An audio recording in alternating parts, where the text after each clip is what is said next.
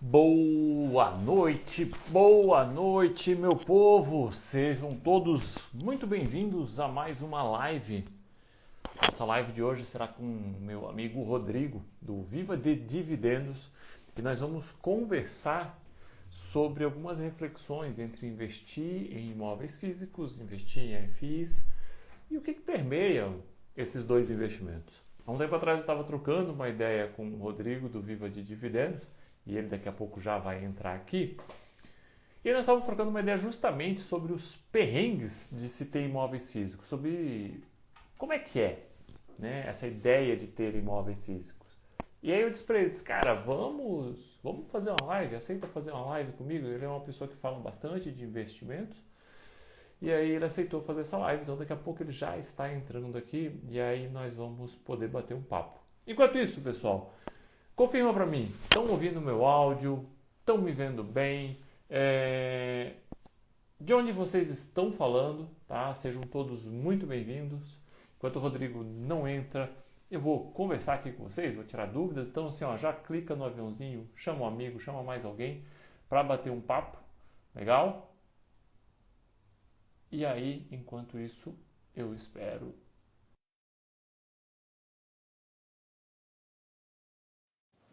Sim, alto e bom som, Guilherme. Boa, José Mário. Boa, Daniel, André. Fala, Rodrigo. Olá, Rodrigo. Boa noite. Tudo bem? Tudo bem, tudo bem. O pessoal vai fazer confusão aqui hoje. Dois Rodrigos. Fica Rodrigo para lá, Rodrigo para cá. Vai ser só Rodrigo. Tudo bem? Tá me ouvindo bem? Tô te ouvindo bem, tá tudo ótimo. Ótimo. Te Que ouvindo, bom. te Então vendo tá bem. jóia. Te ouço bem também. Tudo ótimo, Rodrigo. Muito obrigado pelo convite. Fico bastante honrado de ser considerado para vir aqui conversar contigo. É um assunto que eu gosto bastante, faz parte do meu histórico. Eu vou compartilhar com o pessoal aí. Então faz parte da minha jornada aí dos últimos anos de investimento, tanto os imóveis físicos quanto os FIIs. Então tenho alguma experiência, não sou absolutamente experiente, mas tenho alguma experiência, já que vem me acompanhando esse universo de compra de imóveis, de investimento no universo imobiliário e, mais recentemente, uma migração de parcela desses investimentos para fundos imobiliários, inclusive as percepções que eu tive, vantagens, benefícios, desvantagens, né? As dificuldades de um e de outro, mas eu acho que tem alguma bagagem aqui para a gente conversar, tem algumas coisas bacanas, algumas reflexões aí para compartilhar com todo mundo. Que legal, que legal. Cara, acabei de ver que o Irailson entrou aqui. Não sei se tu conhece o Irailson. Conheço, aham. Conheço sim. Nós estamos no Ah, mesmo grupo lá do FIMaster. Olha lá, o pessoal ah, tá postando aí, ó, hashtag FIMaster. Um abraço aí pro legal. Irailson, um abraço pro Mário, um abraço pro Felipe, a turma toda do FIMaster lá. Boa. Era Irailson é gente boa. Tá no entende processo de voltar bastante para de os fundo FIIs. imobiliário, né, Rodrigo? Entende? Vai estar no processo de voltar para os FIIs de tijolo. Estavam pegando no pé Não dele sei, esses não dias. sei. Eu ouvi dizer Mas, que eu ouviu ouvi dizer dizer que que o o quê? Irailson tá apaixonado por TRXF agora. Depois o Irailson tem que escrever aí, ó, nos Ih, comentários. rapaz. Ih, Como é que foi rapaz. o leilão dele hoje aí? Vamos ver se ele compartilha com a gente. Legal. Rodrigo, o Irailson já entrou aí, já entrou na brincadeira. Mas, Rodrigo, cara, muito obrigado realmente pelo convite. Eu acho que hoje eu estou aqui mais para escutar, mais para aprender. Segunda-feira eu fiz uma live. Foi muito gostosa a live de fazer. Uma moça que começou a investir recentemente. Eu falei Eu muito, tirei assisti, muitas dúvidas dela. Ah, que legal. eu assisti. Mas hoje nós estamos aqui para realmente escutar um pouco mais. Então, assim, te apresento um pouco dentro do que dá para apresentar aí, né? Eu sempre digo isso, né? Porque no universo dos investimentos e morando no Brasil sempre é difícil, né? O que nós podemos contar, o que não podemos contar. Mas assim, uh, de repente a tua idade, o que você trabalha, se você ainda trabalha, porque né, o sonho do pessoal é parar de trabalhar, viver de renda. Sim, claro. Conta um pouquinho para nós de ti. Claro, vamos lá. Meu nome é Rodrigo Camargo, eu sou advogado, atuo com direito de família, né? E tenho hoje 36 anos, sou formado desde os 22, então são 14 anos de prática na advocacia. né? E aonde que, desde que eu me formei, aonde que eu venho trabalhando, exercendo minha profissão, tive um escritório de advocacia, advoguei sempre, não fiz concurso, não fui para a área de concurso, sempre na advocacia privada, fiz alguns estágios antes de me formar e a partir do momento que eu me formei, abri meu escritório e comecei a trabalhar e direito de família foi o que apareceu mais e eu fui me especializando, fui entendendo, aprendendo e aí cada vez aparecia mais clientes, então eu acabei me especializando bastante nessa área e atuo hoje absolutamente nessa área. 99% dos casos do escritório estão nessa área, né? Então, estou com 36 anos, trabalho de casa em sistema de home office. Aqui, esse fundo aqui não é aquela tela verde, é o meu escritório mesmo. Eu transformei um quarto aqui num escritório. Então, trabalho de casa, né? A advocacia permite isso. Hoje a gente tem bastante a digitalização, ela entrou com bastante força nesse universo jurídico, né? Então, as audiências, hoje eu consigo fazer todas elas de modo virtual, assim como as sustentações orais perante os tribunais. Então, ficou bastante fácil de trabalhar nesse formato. E isso ocorreu depois da pandemia, né? Depois Sim. da pandemia, eu passei fechei o escritório físico, né? Reduzi bastante a minha carga de trabalho, até eu vou explicar, os fundos imobiliários fizeram uma parte disso. Então, hoje eu trabalho na parte do direito com uma intensidade bastante menor do que eu vinha fazendo alguns anos antes, né? Mas sigo trabalhando ainda, não sou aposentado, né? Sigo trabalhando ainda com uma intensidade bastante menor. E também acompanho bastante o mercado de fundos imobiliários. Sou um eterno apaixonado, estudo todos os dias, leio vários relatórios e acompanho, leio o relatório dos fundos imobiliários, né? Hoje de research, o único que eu acompanho é o teu. Leio todos os domingos de manhã. Isso quando Já tu não fica na solta no confiança. sábado à noite. Volta e meia antes de dormir no sábado eu dou uma olhadinha. Será que o Rodrigo não soltou? Senão só no domingo às 6 ou 7 da manhã, né? Isso é culpa do Edivaldo, tá? O Edivaldo que trabalha de madrugada, ele dorme de dia e trabalha de noite. Aí, como ele que normalmente sobe, isso é culpa dele. É Ele culpa estava dele, é aí até culpa dele. pouco tempo atrás. Depois eu vou mandar uma mensagem pro Edivaldo. Edivaldo, muito É. querido, um abraço pro Edivaldo também. Volta e meia troca uma ideia com ele, super gente boa. Legal. Então, hoje de research que eu acompanhei o teu, né? Acho fantástico, não é querendo fazer aqui Obrigado. nenhum puxa-saco, mas acho muito bacana o teu propósito de educar, né? O teu propósito de o que você chama de empilhar conhecimento, você compartilha aquele conhecimento que você compila de tudo que você estuda. Tenho certeza que você estuda muita coisa, né? Muita coisa que seria uma quantidade de conteúdo irreal, vamos dizer assim, para o investidor médio, e você Perfeito. compila tudo isso, então é uma leitura maravilhosa. Não perco de forma nenhuma todo domingo, ainda que muita coisa não siga da carteira recomendada, prefira outros fundos ou assim por diante, mas eu não perco o teu racional para ir acompanhando o mercado. Isso para mim é super relevante, muito importante. Legal. Então, sou Obrigado. um leitor voraz dos teus relatórios. Sabe que uma Então, vez, basicamente, sabe que desculpa te interromper, mas sabe que uma vez eu não fala. pensei, o trabalho que eu faço é o trabalho mesmo de acompanhamento, né? Aí eu pensei uma vez assim, se eu parasse de trabalhar, cara, eu ia ter que continuar fazendo o que eu Fazendo a faço. mesma coisa, né? Porque não existe ninguém que faz, né, puxar a sardinha pro meu lado. Porque realmente é bem difícil mesmo. Você lê É, tudo que tem que ser lido e compilar daquele jeito. Não, mas é isso. esse é um resumo aí do que você faz. E tá, mas e essa tua paixão, ou esse teu interesse por fundos imobiliários começou, tu consegue precisar em que ano tu investiu pela primeira vez em fundos imobiliários? Eu tenho, Rodrigo. Eu tenho sim. A primeira vez que eu investi na Bolsa de Valores foi no ano de 2009. Foi quando eu abri a minha conta no Banco do Brasil, sem absolutamente nenhum conhecimento. Eu abri lá, comprei algumas ações, achei aquilo interessante. Foi o gerente que me sinalizou aquilo. Eu sempre tive a ideia de poupar. Isso veio comigo desde adolescente. Li o Pai Rico, Pai Pobre quando tinha, imagino eu, 17, 18 anos, alguma coisa assim, próximo dos 20, né? E aquilo já me despertou, eu gostei bastante daquela ideia, então sempre fui adepto da ideia de poupar, né? E diante dessas minhas economias, eu comecei a fazer alguns investimentos. Então eu me recordo que em 2009, se eu não me engano, foi quando eu abri conta no Banco do Brasil, e depois, em 2011 ou 12, eu abri conta na XP.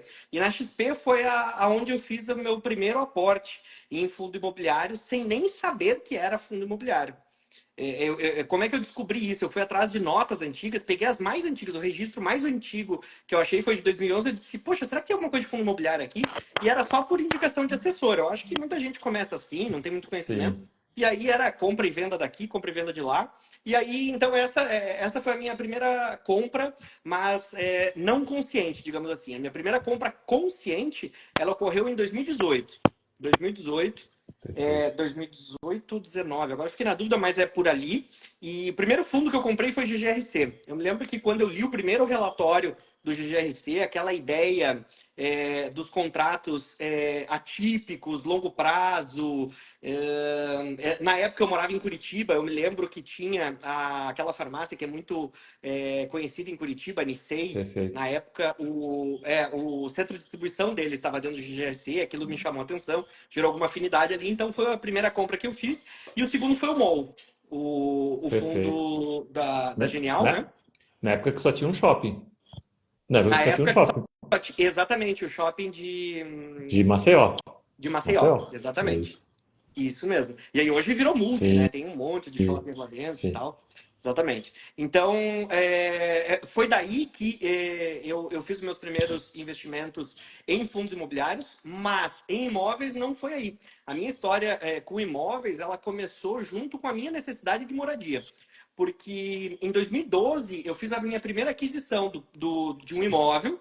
Eu me lembro até hoje que eu não tinha os recursos para fazer, eu fiz um financiamento. Eu fui na Caixa, na época não tinha os recursos, fui na Caixa, consegui negociar uma boa taxa. Na época estava uma boa taxa, comprei um imóvel. Não, na época não era um imóvel na capital, era um imóvel na região metropolitana, um imóvel de 2 quartos. Para E consegui um moradia. preço. Para Oi? moradia. Para moradia. Foi o meu Perfeito. primeiro imóvel onde eu fui morar, que na época era minha noiva, hoje minha esposa, e nós fomos morar lá. Então eu saí da casa dos meus pais, eu devia ter ali 21, 22 anos, eu acho mais ou menos. E aí eu fui morar com ela já nesse imóvel que era próprio, nós fizemos um financiamento. Na época, como era região metropolitana, o valor era um pouco mais baixo do imóvel e o financiamento ficava bem tranquilo dentro das minhas possibilidades, ainda que eu estava bem no começo da minha carreira.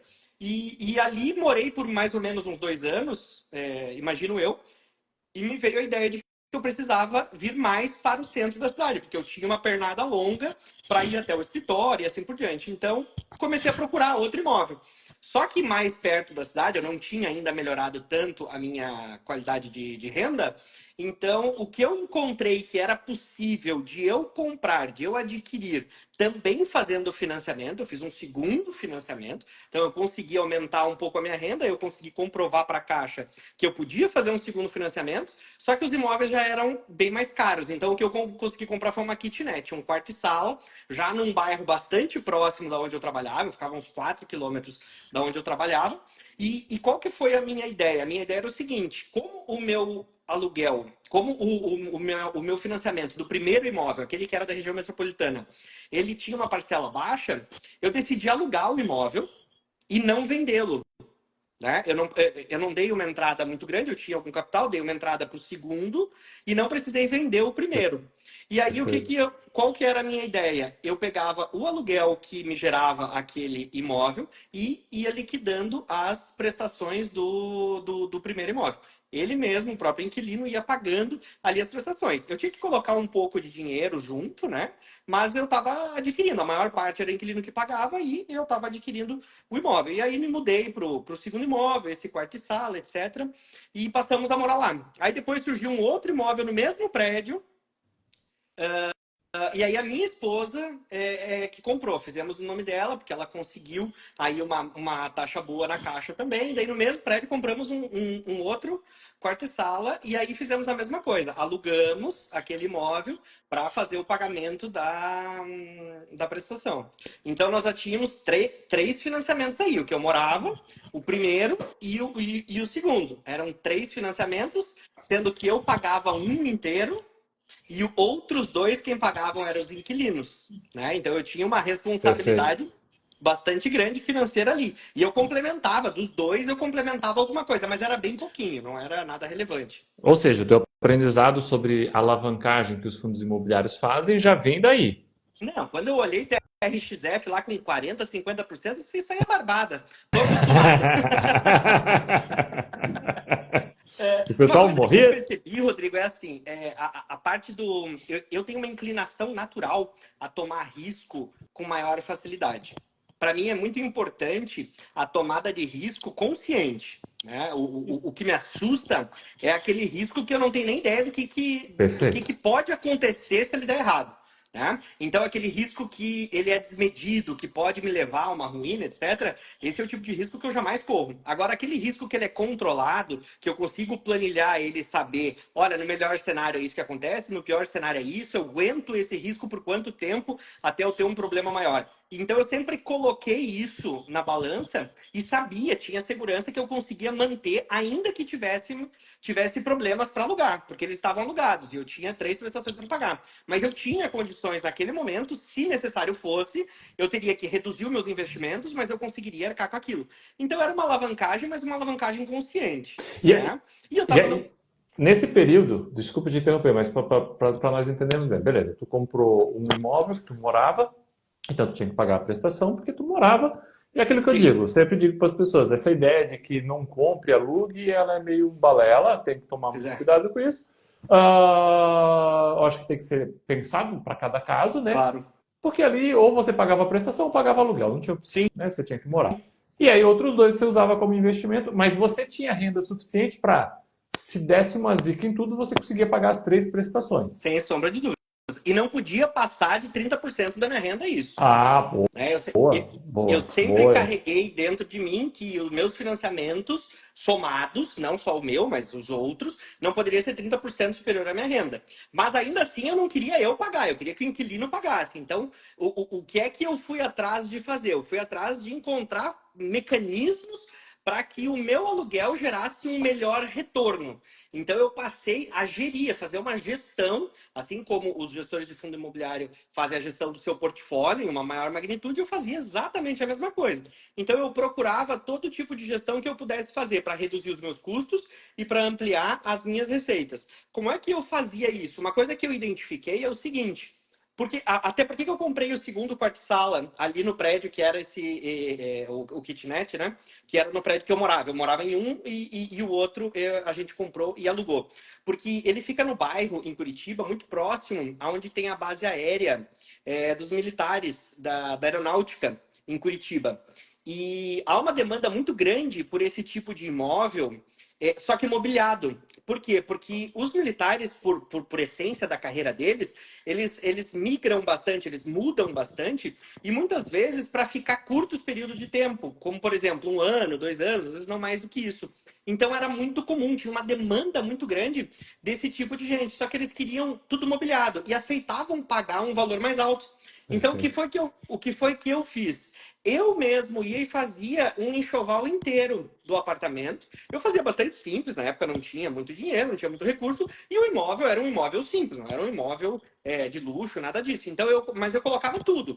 Eu colocava cama, televisão, geladeira, sofá, colocava talheres, prato, tudo. Você imagina, é completinho. O apartamento era completo. E eu elevava razoavelmente o aluguel. Ficava bastante acima da média dos outros que eram vazios e eu não tinha dificuldade nenhuma de locar. Pelo contrário, eu tinha, digamos, fila de gente querendo esse perfil de imóvel. Eu me recordo que todos esses imóveis, eu tenho um desses dois ainda lá, não ficou mais do que 1 mês e meio, quase 2 meses vazio. Nunca, nunca chegou a ficar 2 meses vazio. No final das contas, isso que tu fez retornava no formato de aluguel mais alto e, ao E mesmo isso, tempo, impedia que o imóvel ficasse muito tempo vago. exatamente. Para tudo, vamos chamar o professor João da Rocha Lima Júnior e vamos dizer para ele, professor, não foi o senhor que inventou o plug and play. Eu Sabe o que, que é? acompanho, olha só, eu acompanho o Fatiene, gosto demais da tese deles, porque me identifico justamente com isso. E tem um detalhe, um outro imóvel, que daí mais pra frente eu vou falar, é uma tese parecida com o Fatiene, só que daí na cidade onde eu morava, né, cidade de Curitiba, eu tenho um imóvel onde eu montei o meu escritório a primeira vez, eu comprei o imóvel para montar a minha advocacia, usei lá durante uns 2 ou 3 anos, às vezes até um pouquinho mais, e aí ficou muito pequeno. Então eu aluguei no prédio ao lado uma sala maior que comportava daí a minha atividade e loquei nessa mesma modalidade. Eu não levei os móveis, eu loquei mobiliado, com ar-condicionado, com mesa, com tapete, com todas as mesas, gaveteiros, tudo que você imaginar. E isso, Decoração, quadro. e isso facilitou a locação? Mesma coisa. Nunca ficou mais de um mês fechado. Nunca. Per- Impressionante. Impressionante. Eu não tive. Me passou alguns imóveis, eu tenho alguns imóveis, e nenhum deles, porque todos eu faço isso, tanto residencial quanto comercial. Comercial Legal. bem menos, eu tenho mais na parte residencial. Mas é impressionante como a locação é muito facilitada quando se faz isso. Penso eu, porque não tem muita oferta. Tanto que quando eu pesquiso nos portais imobiliários de imóveis, porque eu faço uma pesquisa para ter uma noção, olha, aqui nessa região, nos prédios em volta, quanto que estão pedindo mais ou menos de aluguel. Então eu olho, assim, às vezes apartamentos mais novos, às vezes prédios mais modernos, mas vazio, seco, muitos de investidores que não têm, às vezes, nem piso, né? E ele fica lá meses, anos, aquilo, eu acompanho, eu sempre dou uma olhada nisso daí. Sim. E a coisa não anda, não gira, e para mim eu tinha uma demanda muito grande de gente sempre, poxa, Rodrigo, agora que vagar, tu me dá um toque que, pô, me interessa, interessante, sei lá, tal. Rodrigo, assim, olha, eu não vou saber te precisar em valores, mas eu diria que 5, 10% do valor do imóvel eu gastava para mobiliar. Não chegava a 10%, era 5%, nem isso. Eu gastava um valor assim, não vou dizer simbólico, mas um valor restrito, limitado, não era uma quantia muito grande. E eu chegava a aumentar o aluguel em 50% a 100%. Nossa, nossa. Eu tive aluguel que eu cheguei a aumentar 100%. A maioria não, a maioria é 50%, eu diria assim. Mas eu conseguia aumentar isso e dava muito certo. Aí tem outra coisa que eu fazia também, né? Que eu acho, na minha cabeça, que facilita. Locação, quando você procura uma imobiliária, existe uma burocracia um pouco maior, porque é uma locação mais de risco, vai entrar uma pessoa que vai morar no teu imóvel, e aí a lei ela já tem algumas amarras, algumas proteções, a depender do inquilino, se for uma pessoa doente, se for uma pessoa com filhos e tiver alguma dificuldade, pode enrolar a coisa. Então, me parece que as imobiliárias elas tomam uma cautela não vou chamar de excessiva, mas uma cautela mais rigorosa, né? E ao fazer isso, impede, inibe, trava um pouco a movimentação da negociação. E eu costumava facilitar este. Só um minutinho, reações habilitadas no Sirius. O iPhone faz essas coisas, nem liga. Tá. Eu já desisti de conseguir tirar isso da Apple. Não, tranquilo, eu só joguei para cima ali e Ele, tirei. Então, o que eu fazia? Eu procurava, quando tinha interessado, eu procurava conhecer a pessoa, marcava uma reunião, e aí pedia algumas informações, tentava saber onde que a pessoa trabalha, pegava o registro da pessoa, que ela comprovasse a capacidade de me pagar aquele aluguel, etc. Mas com uma burocracia muito inferior àquela que as imobiliárias traziam. Fazia algumas consultas que eram importantes para me dar alguma segurança, e avançava nos processos. Então, eu facilitava muito a coisa de acontecer, porque eu já pedi um valor um pouco mais alto, então eu poderia tomar um pouco mais de risco naquela locação, porque o meu retorno ele estava ajustado devido a esse aluguel mais alto. Então, usando essas duas técnicas, vamos dizer assim, esses dois facilitadores, que seria o sistema plug and play, já entregar pronto para a pessoa entrar e morar, independente de a perfeito. pessoa trazer todas as coisas, e também fazer a gestão diretamente. Eu mesmo fazia a gestão, tanto de mobiliar quanto a gestão de fazer o contrato, de cobrar, etc. Então, eu cortava o intermediário da jogada, né? Os nossos amigos corretores aqui Perfeito. não fiquem chateados comigo, mas eu precisava tirar um suco maior ali porque era financiado, eu precisava pagar o financiamento e, embora eu tivesse condição de pagar do meu bolso, eu queria que o próprio imóvel se pagasse. Então, usando essa estratégia, eu fui adquirindo. Cada vez que eu fui trocando, e eu troquei dentro da própria cidade mais 2 vezes, mais outros 2 imóveis, e eu nunca vendi. Até pouco tempo atrás, eu não vendia. Então, eu sempre adquiria um novo antes de Perfeito. adquiria um novo e não vendia o anterior, né? Aham. E aí sempre renovava, volta e meia eu tinha que trocar cama, sofá, etc. mas eu conseguia a preços muito bons, comprava móveis simples, mas bons de qualidade e sempre consegui manter isso alugado. É impressionante, assim, a minha experiência foi bastante boa. Óbvio que eu tive contratempos, posso até contar algumas histórias aqui, alguns finais não felizes, né? Mas no geral, assim, a experiência foi muito boa, deu muito certo. E numa época que eu não tinha os recursos para ter a quantidade de imóveis que eu tinha, né? Se eu tivesse que comprar tudo aquilo, valor à vista, eu não teria essa Perfeito. possibilidade. Bem, aqui, bem, nós vamos lá. Para quem está aqui, para quem ainda está aqui conosco, acho que agora vai começar a ficar claro do porquê que você está aqui, né? Você está contando toda essa história, mas qual que é a ligação disso tudo com o investimento? Eu vou querer escutar mais histórias, porque no final do dia, o que acaba acontecendo? Muitas pessoas acham que investir em fundos, o fundo imobiliário, ele é negociado na bolsa de valores. O que acaba muitas vezes acontecendo? As pessoas se perdem naquele código de 4 letras e 2 números. E aí é aquilo. E elas esquecem que tem um imóvel por trás. E é justamente a conversa que nós estamos fazendo agora para conseguir fazer todas as interligações. Porque veja que eu fui fazendo as brincadeiras, mas é até de forma elucidativa para quem está nos assistindo. Você foi lá e fez o plug and play, que é o quê? Eu compro um imóvel, eu ponho tudo que tem dentro e o inquilino ele só entra para viver, né, no de moradia, ou ele só entra para tocar seu negócio. Ele não precisa botar ar-condicionado, ele não precisa botar um móvel, ele não precisa botar nada. Tá lá, ele entra, usa, quando não for o caso, ele sai e vem um novo inquilino. Os fundos imobiliários passaram a fazer isso de 3, 4 anos para cá, Impressionante. porque era uma necessidade. Os fundos imobiliários residenciais que surgiram no nosso mercado, todos eles usam este mesmo modelo, né? Aí, é claro, nós poderíamos aqui discutir momentos de economia de Brasil, que tudo isso impacta, né? Mas o objetivo principal é esse, é mostrar, tentar mostrar para as pessoas que, gente, olha só, é investir em imóvel. Ah, claro. Aí eu vou ter que entender porque tem outras nuances dentro de um fundo imobiliário, o gestor que faz besteira, que olha para o seu umbigo e que acaba destruindo o patrimônio do cotista. Aí você vai ter essas questões também. Mas você tem outros pontos. Então, você fez esses investimentos imobiliários. Eu acho que isso dá um paralelo legal para que, de repente, nós possamos pensar em fundos imobiliários, né? E aí, o que eu queria te perguntar, Rodrigo, beleza, você continuou fazendo, Continuei. Eu continuei fazendo. O último imóvel que eu comprei foi 2020. tá? 2020. E aí, dentro desse teu processo, tu explicou o seguinte, ó, eu dei um bypass no corretor, né? Passei o corretor e fiz eu por minha conta própria.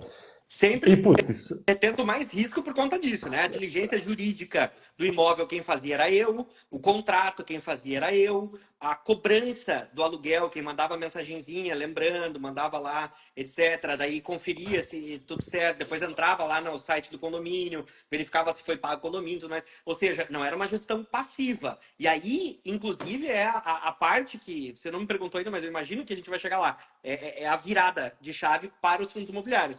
Depois de muito tempo investindo, gostando do que eu fazia, eu percebi que eu tinha uma gestão ativa que me demandava muito. No começo era Perfeito. necessário, eu precisava daquilo, eu precisava dar o bypass lá no corretor. Mas eu tinha um trabalho para isso, nada é de graça, né? O corretor não é um Tá, trabalho de graça. mas antes de tu seguir nesse trabalho, desculpa, deixa eu te fazer uma pergunta, uma provocação, porque até para quem está nos assistindo, putz, legal, você aumentou o seu retorno, cara, você fez um fundo imobiliário. A tua explicação é a minha aula 1 do curso. Uhum. Eu pego um desenhozinho, eu mostro aqui, ó, o Joãozinho e o Pedro se juntam, fazem um aluguel, compram um imóvel. É a minha aula inicial do curso, é o que você está explicando aqui para nós e que é o que você fez. Ah, você ser advogado, que agora veio o ponto. Você ser advogado, você acha que facilitou você dar esse bypass na imobiliária? Porque é mais ou menos assim, pô, se o cara ficar inadimplente, pô, você já é advogado, você vai cobrar ele na justiça. Você não precisa pagar um advogado. Porque se você não é advogado, putz, aí tem que cobrar na justiça, tem que contratar um advogado. Pô, o advogado vai me cobrar uma grana para conseguir cobrar isso Com aqui. certeza. Facilitou? Então, assim, Facilitar? Facilitou, tá? Não nego, ponto. Tão simples quanto isso. Agora, foi a única forma de fazer? Não. Com certeza não.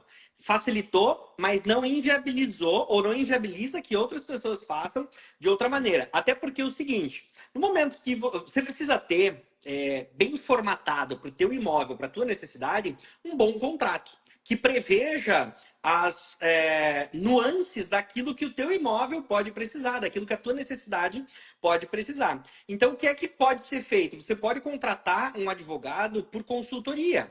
Você contrata um advogado para elaborar um contrato específico para você. No momento que você tem esse contrato ele pode ser replicado para as futuras locações daquele imóvel. Tá? Obviamente que novas regras, novas questões podem surgir. Então, poxa, na próxima tem que contratar um advogado de novo. Se passar um certo tempo, se você quiser uma cautela maior, é legal fazer uma revisão. Mas, no geral, a minha leitura é que é o seguinte, o mercado imobiliário ele é bem de longo prazo. Então, as tendências, as mudanças, elas são mais longas. Então, assim, toda vez que eu precisei atualizar o contrato, eu ia lá e fazia. Mas, honestamente, em 12 anos que eu faço isso, eu atualizei pouquíssima coisa do meu primeiro contrato feito há 12 anos atrás. Eu primeiro fiz uma compilação bem relevante dos principais problemas e tentei dar uma solução já prévia dentro do contrato, já amarrando as coisas para ficar favorável ali, para que o contrato tenha soluções para os principais problemas, e a partir daí as minhas atualizações foram pequenas. Então, dá para uma pessoa que não tem esse conhecimento jurídico, que não é advogado fazer, é legal que ela faça, pelo menos num primeiro momento, acompanhada de um profissional, vai lá, paga uma consulta com um profissional, etc., e ele ajuda a formatar um primeiro contrato, e depois você tem uma liberdade maior. E a questão da cobrança, obviamente, o fato de ser advogado me ajudaria. Por quê? Porque eu nunca fiz um despejo e nunca fiz uma cobrança, Rodrigo. E você vai achar estranho isso, mas é a pura verdade. Não quer dizer que eu não tenha tido inadimplência e não quer dizer que eu não tenha tido, inclusive, calote, inquilino que saiu e deixou de pagar. E eu poderia cobrar e tudo mais, mas o que acontece? Eu procurava fazer uma diligência muito forte na entrada do Uhum. inquilino. Não Perfeito. burocrática como as imobiliárias fazem, mas eu procurava me certificar, primeiro, olho no olho, sentir se a pessoa é séria, é uma pessoa que tem uma perspectiva na vida de, olha, eu estou entrando no imóvel de alguém, eu vou trabalhar, eu vou ter renda suficiente, vou pagar essa pessoa e tudo certo. Então, assim, dei muita sorte, vamos jogar um pouco no campo da sorte aqui, né? E quando eu encontrei problema, ao invés de levar para um litígio extremo, imediato, eu sempre procurei uma aproximação mais consensual. Então, tentava entender o que passava na vida da pessoa, fazia algum acordo, fazia algum arranjo ali, e isso funcionou muito bem. Eu tive poucos casos, tive um ou dois casos de inadimplência mesmo, em que ele não pagou, etc. E aí depois eu vi que houve um erro da minha parte daquela diligência inicial. Disse, olha, aqui eu vou batalhar um monte na justiça, gastar um monte de dinheiro, porque entrar na justiça não é gratuito, né? Pelo Perfeito. menos para mim não era, não teria acesso a isso e achei que não valia a pena, que eu tinha um risco muito grande de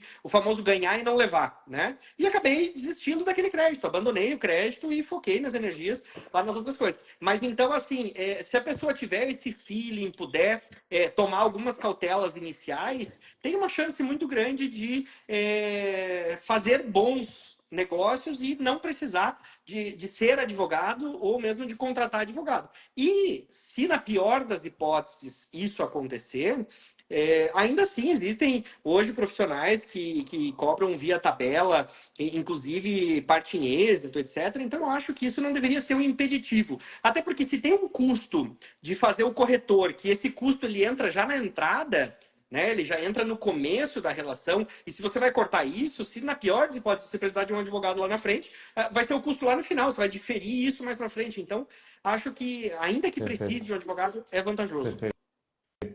Tá, e aí tu seguiu investindo em imóveis até 2020, mas em 2018 tu começou a conscientemente investir em fundos imobiliários. Isso. Porque 2018 foi o último imóvel que eu adquiri com essa mentalidade de investimento. Em Tá. 2020 eu adquiri um imóvel, mas é o que eu moro hoje. Ah, perfeito. Seria o meu último imóvel, pelo menos na minha cabeça. Obviamente que eu sou bastante jovem para dizer que vai ser o meu último imóvel, não tem como prever isso. Mas na minha cabeça, nos meus planos, eu encontrei um lugar onde eu gosto, onde eu quero morar, onde eu me sinto bem. O imóvel me atende, vai atender o crescimento esperado que é da minha família. Então eu estou, por hora, muito tranquilo aqui. Então, foi o que eu investi, comprei, adquiri para morar e com um viés mais de longo prazo, enquanto os outros, todos eles, era sabido que não era de longo prazo. Tanto que em nenhum dos imóveis eu investi. Eu me recordo que alguns amigos compravam um apartamento, às vezes até no mesmo prédio, naquele primeiro que era da região metropolitana, e colocavam uma grana muito grande em cima para mobiliar, fazer um apartamento dos sonhos. Aí eu dizia, gente, vocês estão numa cidade retirada, não é onde vocês trabalham originalmente, a região metropolitana, então você não vai ficar aqui muito provavelmente. Você vai casar, aí são 2 quartos, aí você vai ter filhos. Você não vai ficar aqui, você vai prosperar na vida, vai trabalhar, então você vai poder adquirir um imóvel maior, um imóvel mais bem localizado. Então, assim, será que vale a pena gastar? Tem gente que colocou assim, chegou a colocar 50% do valor de aquisição do imóvel em enxoval do apartamento, enquanto eu não botava 5, Perfeito. né? É, Essa consciência é muito importante, né, Rodrigo, para quem está comprando imóvel, para quem está fazendo aí seus primeiros passos, né? Essa consciência de, cara, é seu último imóvel ou tem potencial de ser seu último imóvel, você vai botar tudo isso mesmo de enxoval dentro do imóvel, você não vai tirar isso nunca mais no valor. Isso é uma despesa, não. então é E- onde entra muito Esse é um investimento perdido. essa, acho que entra muito essa conscientização da ideia do, comprar ou alugar, né? Não, comprar não vale a pena. Se você for fazer isso, realmente não vai valer a pena, porque você vai botar um valor lá que vai ser perdido pro resto da vida. Você não vai recuperar nunca mais. Então, Exatamente, Rodrigo. as coisas são, putz, aí entra tudo aquela coisa que eu sempre digo, né? Do empilhar o conhecimento, vai valer para tudo que você for fazer, né? Para Vai tudo fazer que você para for tudo. fazer na vida. Exatamente. Exatamente. Se você conhecer um pouquinho. Eu tenho, se me permite, assim, um minutinho só contar uma Imagina. história. Uma amiga, ela passou no concurso para promotoria. Ela é membro do Ministério Público, né? E ela passou no concurso, aí, poxa, ela trabalhava como advogada, só que ela não tinha muito a prática, assim, da advocacia. Ela fazia mais para cumprir os pré-requisitos para poder passar no seu concurso. Ela estudava para concurso e tal. E aí ela passou a ter uma renda de uma hora para outra, uma renda muito grande. E aí, só que ainda assim ela não tinha nada, ou muito pouco para dar de entrada no imóvel, então ela foi lá e comprou um imóvel muito parecido com o que eu fiz. Era dentro de Curitiba, mas um bairro bem retirado, bem longe do centro, e num prédio popular, vamos chamar assim. E aí ela comprou o imóvel, e quando ela entrou, como ela tinha aquele salário alto, ela fez um showroom assim impressionante. Ela gastou o mesmo valor do apartamento dentro. Ela colocou lustre de cristal, coisa mais incrível. E se eu te disser que ela vendeu isso 2 anos depois, pelo mesmo preço que ela comprou o apartamento, não conseguiu tirar R$ 1 em cima disso. Ou E eu, seja, e eu sinalizei para ela isso. Ela construiu um palácio, como é que eu posso dizer? Ela construiu um palácio no meio de uma comunidade, assim, vamos colocar assim. sabe, sabe que isso traz dois paralelos. E, cara, e aí eu gosto muito desses insights, porque as pessoas acreditam que não, eu vou começar a investir em fundo imobiliário, vou comprar aqui esses códigos e dane-se. Gente, é igual investir em imóvel. O nível de conhecimento que você vai ter para conseguir entender um fundo imobiliário é o mesmo nível de conhecimento que o Rodrigo está passando aqui para nós agora. É óbvio que essa pessoa ia perder dinheiro. Ok, se dentro do universo dela o objetivo é perder esse dinheiro, porque outras coisas agradam ela, tudo bem. É imóvel de moradia, quem somos nós para, às vezes, julgar isso? Vai perder o dinheiro. Agora, se você faz isso, por exemplo, para rentabilizar, né, para gerar renda, Nossa, aí não vai fazer sentido nenhum. E aí, isso, Rodrigo, traz sempre um paralelo que eu digo quando eu penso em imóveis, quando eu penso em fundo imobiliário de tijolo, algo que eu sempre ensino muito, que é o seguinte, gente, eu preciso entender um pouco de onde que os imóveis do meu fundo imobiliário estão. Por exemplo, você está no Paraná, eu estou em Florianópolis. Eu costumo dizer o seguinte, olha só, uma casa em Jurerê Internacional, ela tem um determinado valor. Se eu pegar aquela mesma casa que custou lá 3 milhões de reais para construir e hoje é vendida por 6 milhões, se eu pegar aquela casa de 3 milhões e colocar num bairro mais simples, não preciso botar num bairro pobre, Basta eu colocar num bairro mais simples na Grande Florianópolis, Sim. é capaz de eu não conseguir pegar o valor que eu gastei na casa. Na construção, né? Exatamente. Então, assim, você ter conhecimento quando você é um investidor vale para tudo. Não vale só para, eu vou investir na bolsa. Se você for investir em imóveis para gerar aluguel, você vai ter esse mesmo problema, né? E aí, Rodrigo, eu queria até aproveitar o fato de que tu és advogado para conseguir entender e fazer uma interligação que possa ajudar as pessoas. Então, legal, você começou a investir em fundo imobiliário, começou a investir, estava investindo nesses imóveis para aluguel. Quando você tinha esses imóveis para aluguel, ele era um investimento. Bem, você tem 36 anos, você falou, é um pouco mais novo que eu, mas você leu O Pai Rico, Pai Pobre com uma idade menor do que eu. Então você deve ter lido mais ou menos pelo mesmo ano que eu li, que é por volta de 2002. Isso mesmo. E o Pai Rico, Pai Pobre, ele é um livro que ele, vamos dizer assim, salvou uma geração. Todo mundo que eu converso que teve um crescimento exponencial de conhecimento no universo das finanças passou pelo Pai Rico, Pai Pobre. Recentemente eu gravei um podcast com a Carol, que está lá na Itália, aproveitando a vida fire dela. Cara, ela leu Pai Rico, Pai Pobre Eu também vi, no também acompanho a mesmo Carol. ano. No mesmo ano ela leu Pai Rico, Pai Pobre. Então, assim, muitas É, pessoas acabaram passando com por esse certeza, processo. Rodrigo. Uhum. E aí vem a pergunta que eu quero te fazer, que é o seguinte, ok, você é um profissional liberal, como profissional liberal, eu não sei se o meu amigo Robson ainda está aqui conectado, mas tem uma coisa que eu sempre tiro, ele não sabe o que eu tiro dele, mas eu tiro muito de conversas que eu tive com ele, né, porque eu era servidor público e ele era advogado. Que era o seguinte, ele dizia o seguinte para mim, eu como advogado sou um profissional liberal, aí pode ser Uhum. dentista, psicólogo, médico, Uhum. profissionais liberais, Robson está na área. Ah, legal. E o Robson uma vez ele me disse o seguinte, Rodrigo, eu perguntei para ele por que advogados ficavam ricos, tá? Ele não vai lembrar dessa história, mas eu perguntei isso para ele. Por que advogados ficam ricos? Por que eles juntam tanto dinheiro, né? Como é que Tá eles te juntam cobrando tanto um dinheiro? café aqui, Rodrigo, ó.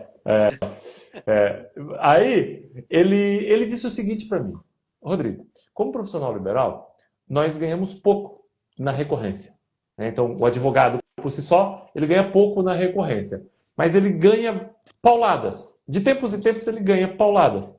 E o que acaba acontecendo? Ele aprende a viver com pouco. Um pouco.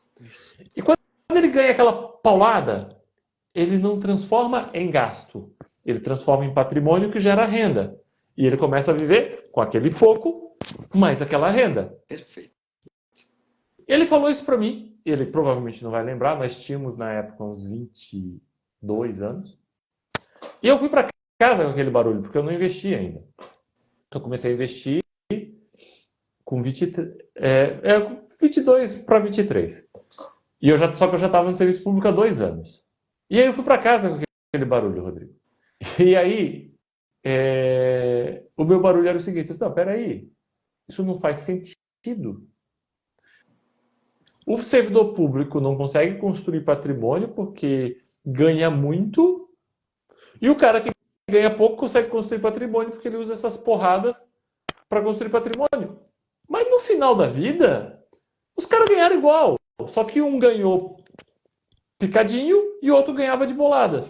Cara, vou mudar completamente a forma que eu estou cuidando das coisas. Eu vou pegar e vou começar a investir, vou começar a viver igual ele. Se ele consegue viver com pouco, eu consigo viver com pouco, caramba, nós Foi temos a uma mesma idade. sacada incrível. Rodrigo, é muito legal você falar isso, porque eu experimentei isso na prática, tá? Os meus primeiros 5 anos de advocacia foi um perrengue danado. Honestamente, os primeiros 5 anos, perrengue no sentido, trabalhava muito, eu sempre fui bastante dedicado, então eu trabalhava 12, 14 horas por dia, não é brincadeira. Segunda a sexta, só não trabalhava sábado e domingo, tinha essa vantagem. Mas durante a semana eu chegava muito cedo e saía muito tarde do escritório. Várias vezes eu saía 9 horas da noite pra frente, que eu trabalhava bastante. E quanto mais eu trabalhava, não tinha retorno daquilo. Eu seguia ganhando muito pouco, alguns pingadinhos aqui, outros lá. Muitas vezes mal pagava o mês e aquela coisa era esquisita. Só que eu tinha muito claro, não sei da onde, eu queria até saber quem foi que me instruiu isso. Mas eu tinha muito claro que a advocacia era uma questão de construção. você constrói uma carteira de clientes, né? E ao construir essa carteira, ela vai te remunerar no futuro. E isso foi muito verdade. O começo foi bastante difícil. E eu tive que me adaptar a uma vida mais frugal nesse sentido. De fato, carros melhores eu fui ter mais recentemente. Só ver o imóvel. Eu primeiro fui morar na região metropolitana, depois eu fui morar num quarto-sala, num kitnet, já mais perto, mas não era, no centro ainda. E sempre assumindo risco, ganhando pouco, morando abaixo do que eu podia, porque eu tinha que pagar outros financiamentos. Então, ou seja, a frugalidade sempre me acompanhou. A poupança sempre foi uma mentalidade que me acompanhou e tomar riscos compreendidos, conhecidos, também sempre me acompanhou. Esse foi o combo que me acompanhou durante muitos anos. E eu tive os primeiros 5 anos com essa dificuldade. Eu não ganhei dinheiro. Eu vi as pessoas que passavam em concurso com carros bons, com roupas boas. Eu seguia comprando meus terninhos naquela loja mais simples, que não era nem no shopping, que era aqueles ternos bem simplesinhos, flanelinha fina, assim, aquela coisa toda. Enquanto o pessoal já ia numa alfaiataria, gastava 600, 800, R$ 1.000, eu pagava 300, 200 nos meus ternos mais simples. Isso lá atrás, né? Que eu acho que hoje deve estar bem mais caro do que essas referências de valor que eu usei, mas isso é da época, né? Então, isso aconteceu comigo, né? Então, assim, no começo do escritório, nós não tínhamos recepcionista, eu não tinha copeira, a maioria dos escritórios é assim, aquele escritório bonito, bacana. Nosso escritório era sempre assim, muito ajeitado, eu fazia assim uma coisa bem legal, mas eu não tinha copeira, não tinha recepcionista, era uma coisa assim, eu fazia de tudo, entendeu? Porque não tinha. Eu até poderia direcionar recurso para aquilo, mas se eu direcionasse recurso para aquilo, eu não conseguia investir, eu não conseguia cobrir com tranquilidade a questão dos investimentos. Então, prioridades. E ali eu fui fazendo. E aí, o que que eu percebi, Rodrigo? Eu peguei meu AB em 2011, acho que foi em 11, formei em 10 e peguei em 11, acho que foi uma coisa assim. E comecei a trabalhar já ali, né? Então, se eu te disser que assim a parte mais relevante do que eu venho recebendo aconteceu da pandemia para cá. Perfeito. Só que da pandemia para cá, o escritório físico está fechado. Eu não tenho hoje mais um escritório físico de atendimento. Antes eu tinha funcionários, tinha advogados que trabalhavam comigo, tinha estagiários, tinha uma equipe, tinha um endereço, etc. Hoje sou apenas eu administrando os processos que eu tenho ali dentro.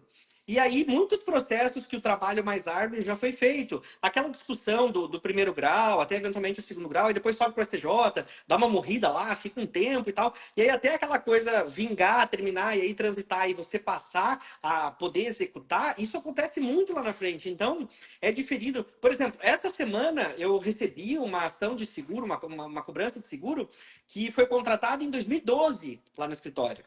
Ou seja, eu estava no meu primeiro ano, foi um dos primeiros clientes. Eu vou receber agora, Sim. sabe? Porque foi para tudo que é tipo de. A seguradora recorreu de tudo que você imaginar, e no final ela teve que pagar, e aí o valor até aumentou bastante, eu fiquei feliz, mas assim, eu trabalhei por mais de uma década Sim. sem receber absolutamente nada. Entendeu? E aí, dentro desse teu processo de, putz, esse começo tal, que é mais ou menos essa história que eu escutei do Robson lá atrás, que me fez virar chave porque eu era o servidor público, eu era o Tu concursado. já tinha aquela renda mais alta desde o começo. Você entra no D0 ganhando bem e eu trabalhava no Judiciário Federal, então nós ganhávamos muito bem. Só que rapidamente eu tive esse estalo com um Putz, isso pouco é de conversa com ele, maravilhoso, né? pai rico, pai pobre, mas assim, o que eu quero te perguntar daí é o seguinte: a ideia de investir em imóvel, de ter aluguel, ela surge também dessa necessidade de ter uma renda constante, já que a sua profissão não te dava uma constância ou não? Tipo, eu investi em imóvel porque eu achei que eu ia ganhar dinheiro ali. Não, veio da questão da constância, porque na minha cabeça, tá? Como que eu pensava lá atrás? Eu pensava assim, eu quero ter 10 imóveis para alocar de 1.000 a 2.000 para ganhar de 10 a 20 mil e eu tô aposentado por mês. Era isso que eu pensava lá atrás, quando eu era estagiário ainda. Então eu dizia, eu tenho que começar a comprar imóveis, eu quero ter 10 imóveis, e aí eu vou comprando um, compro dois, compro três, compro quatro, e daqui a um pouco eu quito todos eles, daí eu vou ter 10 imóveis, que eles vão variar de 1 a 2 mil, e eu vou ter lá uma média de 15 mil de renda, e é isso que eu quero. Isso eu Tá, pensava lá em 2006, 2007. tá, não, peraí que eu preciso aproveitar isso aí. Quando tu pensava em tipo, cara, um dia eu vou ter que parar de trabalhar, né? Todo mundo mundo um dia vai ter que parar de trabalhar, né? Aham. Apesar que uma vez eu escutei de um advogado, tá? Uma vez eu atendi um advogado que o OAB dele tinha só 2 dígitos. Nossa. E isso na época que eu estava na Justiça Federal, né? Que eu já pedi exoneração tem um tempo. Aham. E aí eu brinquei com ele, eu disse, doutor, que OAB, hein? E aí ele disse, meu filho, tu não sabe? Advogado não para de trabalhar, ele morre. Mas Mas vamos é uma lá, verdade, é uma verdade. tirando a brincadeira, beleza, quando tu pensou, pô, um dia eu vou parar de trabalhar, o que veio na tua cabeça é como eu vou ter renda para parar de trabalhar? Cara, eu vou comprar imóvel para ter Isso, aluguel. isso. Todo mundo pensa isso. Por que todo mundo pensa isso? Porque é um instrumento que gera renda mensal. Bom, Todo mundo concorda comigo, Rodrigo? Todo mundo tem despesas todos os meses, todo mundo vai precisar de algum nível de renda. e Eu conversei. Rodrigo, os fundos imobiliários, eles se popularizaram agora. Só tinha o imóvel com essa característica, pelo menos ao conhecimento do grande público do Sim, varejo, meu. sim, Porque eu cheguei a investir em fundo imobiliário sem saber que o fundo imobiliário me gerava renda mensal e que aquilo era um substitutível a elevado nível dos imóveis que eu queria. Você percebe uma pessoa que ó, agora, agora o virou iPhone, ele agora às vezes vira virou um bagunça estouro mesmo. aqui. Então, Rodrigo, eu investi. Eu sabia que eu tinha que poupar e sabia que eu tinha que investir. Através de recomendações do meu gerente do banco na época, eu investi em fundo imobiliário sem saber que era um fundo imobiliário. Pensava eu que era uma ação. Não sabia o que era um fundo imobiliário. Não sabia que tinha uma legislação específica. Não sabia que tinha benefícios fiscais. Não sabia que tinham imóveis por trás e assim por diante. Né? Então, veja, de uma pessoa que já estava na bolsa, tinha um conhecimento ainda raso, mas já não nadava no mais raso. 95%, vai, para não falar uma besteira muito grande aqui, das pessoas nadam no mais raso possível. Então, nem esse conhecimento mínimo tem. Qual a chance? É muito baixa ainda a chance. Então, o imóvel, ele está no ideário popular. Todo mundo Perfeito. conhece. Isso veio do meu avô, que passou para o meu pai, e o meu pai passou para mim. E eu disse, olha, eu quero ter renda, eu preciso me garantir. Eu não quero trabalhar a vida toda. Quero poder, em algum momento, poder curtir. Também não quero esperar para me aposentar lá com 65, com 70, e aí é toda aquela discussão de previdência, que já não é de hoje que se discute isso. E, poxa, não quero isso. E olha que eu tenho exemplos na minha família de pessoas que aposentaram bem, aposentaram cedo e viveram a aposentadoria, mas não era o que eu queria. Eu queria, não sei também o motivo, veio do meu pai, essa ideia de, olha, eu preciso comprar imóvel, construir um patrimônio para ele me gerar renda. Desde muito cedo, eu me lembro uma vez de uma conversa com uma tia minha, eu falei, olha, eu quero ter 10 imóveis para me gerar uma renda e eu não precisar mais trabalhar ativamente para ter as minhas coisas. E ela, não sei se deu uma risada, disse, que legal, tem um plano e tal, uma ideia, mas não levou muito a sério aquilo, né? E eu vim executando aquilo, eu vim fazendo e vim comprando, do meu jeito, me alavancando e fazendo toda aquela estratégia que nós conversamos no começo, né? E aí ali para 2018 eu conheci os fundos imobiliários, aí conheci de verdade, né? Aí que eu Perfeito. comecei a assinar os researches, aí que eu comecei a ler os relatórios, comecei a olhar o que tem por trás, qual que é o lastro, comecei a entender os informes, informe mensal, trimestral, informe anual, aprender a ler uma DF, uma demonstração financeira. E aí eu comecei, puxa, isso aqui é muito interessante. Aí comecei a entender e tal. E 2018 para frente eu disse, meu Deus, não compro mais imóvel físico, porque já são alguns anos, quase uma década comprando imóveis físicos e bastante trabalho, bastante busca ativa, bastante demanda de uma atividade minha, porque eu escolhi assim, eu não quis a conveniência, porque ela me custava muito e eu precisava maximizar o meu resultado, então eu resolvi fazer de forma mais ativa.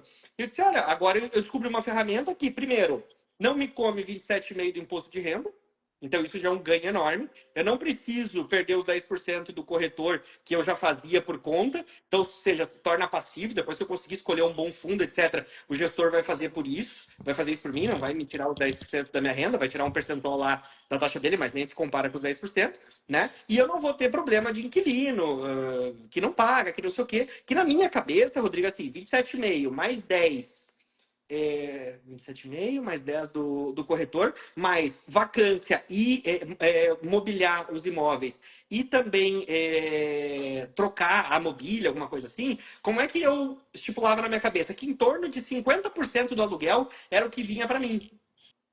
Perfeito. Os outros 50 era custo de todo o gênero no meio da operação. Um pouco de imposto, um pouco de corretor, um pouco de não sei o quê, e assim por diante. Né? E aí 50% daquilo vinha para mim. Então o que eu fiz? Eu tentei pegar daquele 50% máximo que deu para ir pagando os financiamentos. Quando eu conheci o fundo imobiliário, eu disse, opa, mas espera aí, essa renda pode ficar inteira para mim. E aí eu faço dela o que eu quiser. E aquilo foi um grande estalo. E aí, a partir de 2018, eu não comprei mais imóveis com a finalidade de geração de renda e apenas fui investindo. E na época eu já investia em ações geradoras de renda e comecei a migrar, eu comecei a vender ações e fui trazendo em 19, 20, 21, 22, 23, eu vim trazendo, migrando essas ações para os fundos imobiliários, construindo uma carteira mais robusta de fundos imobiliários.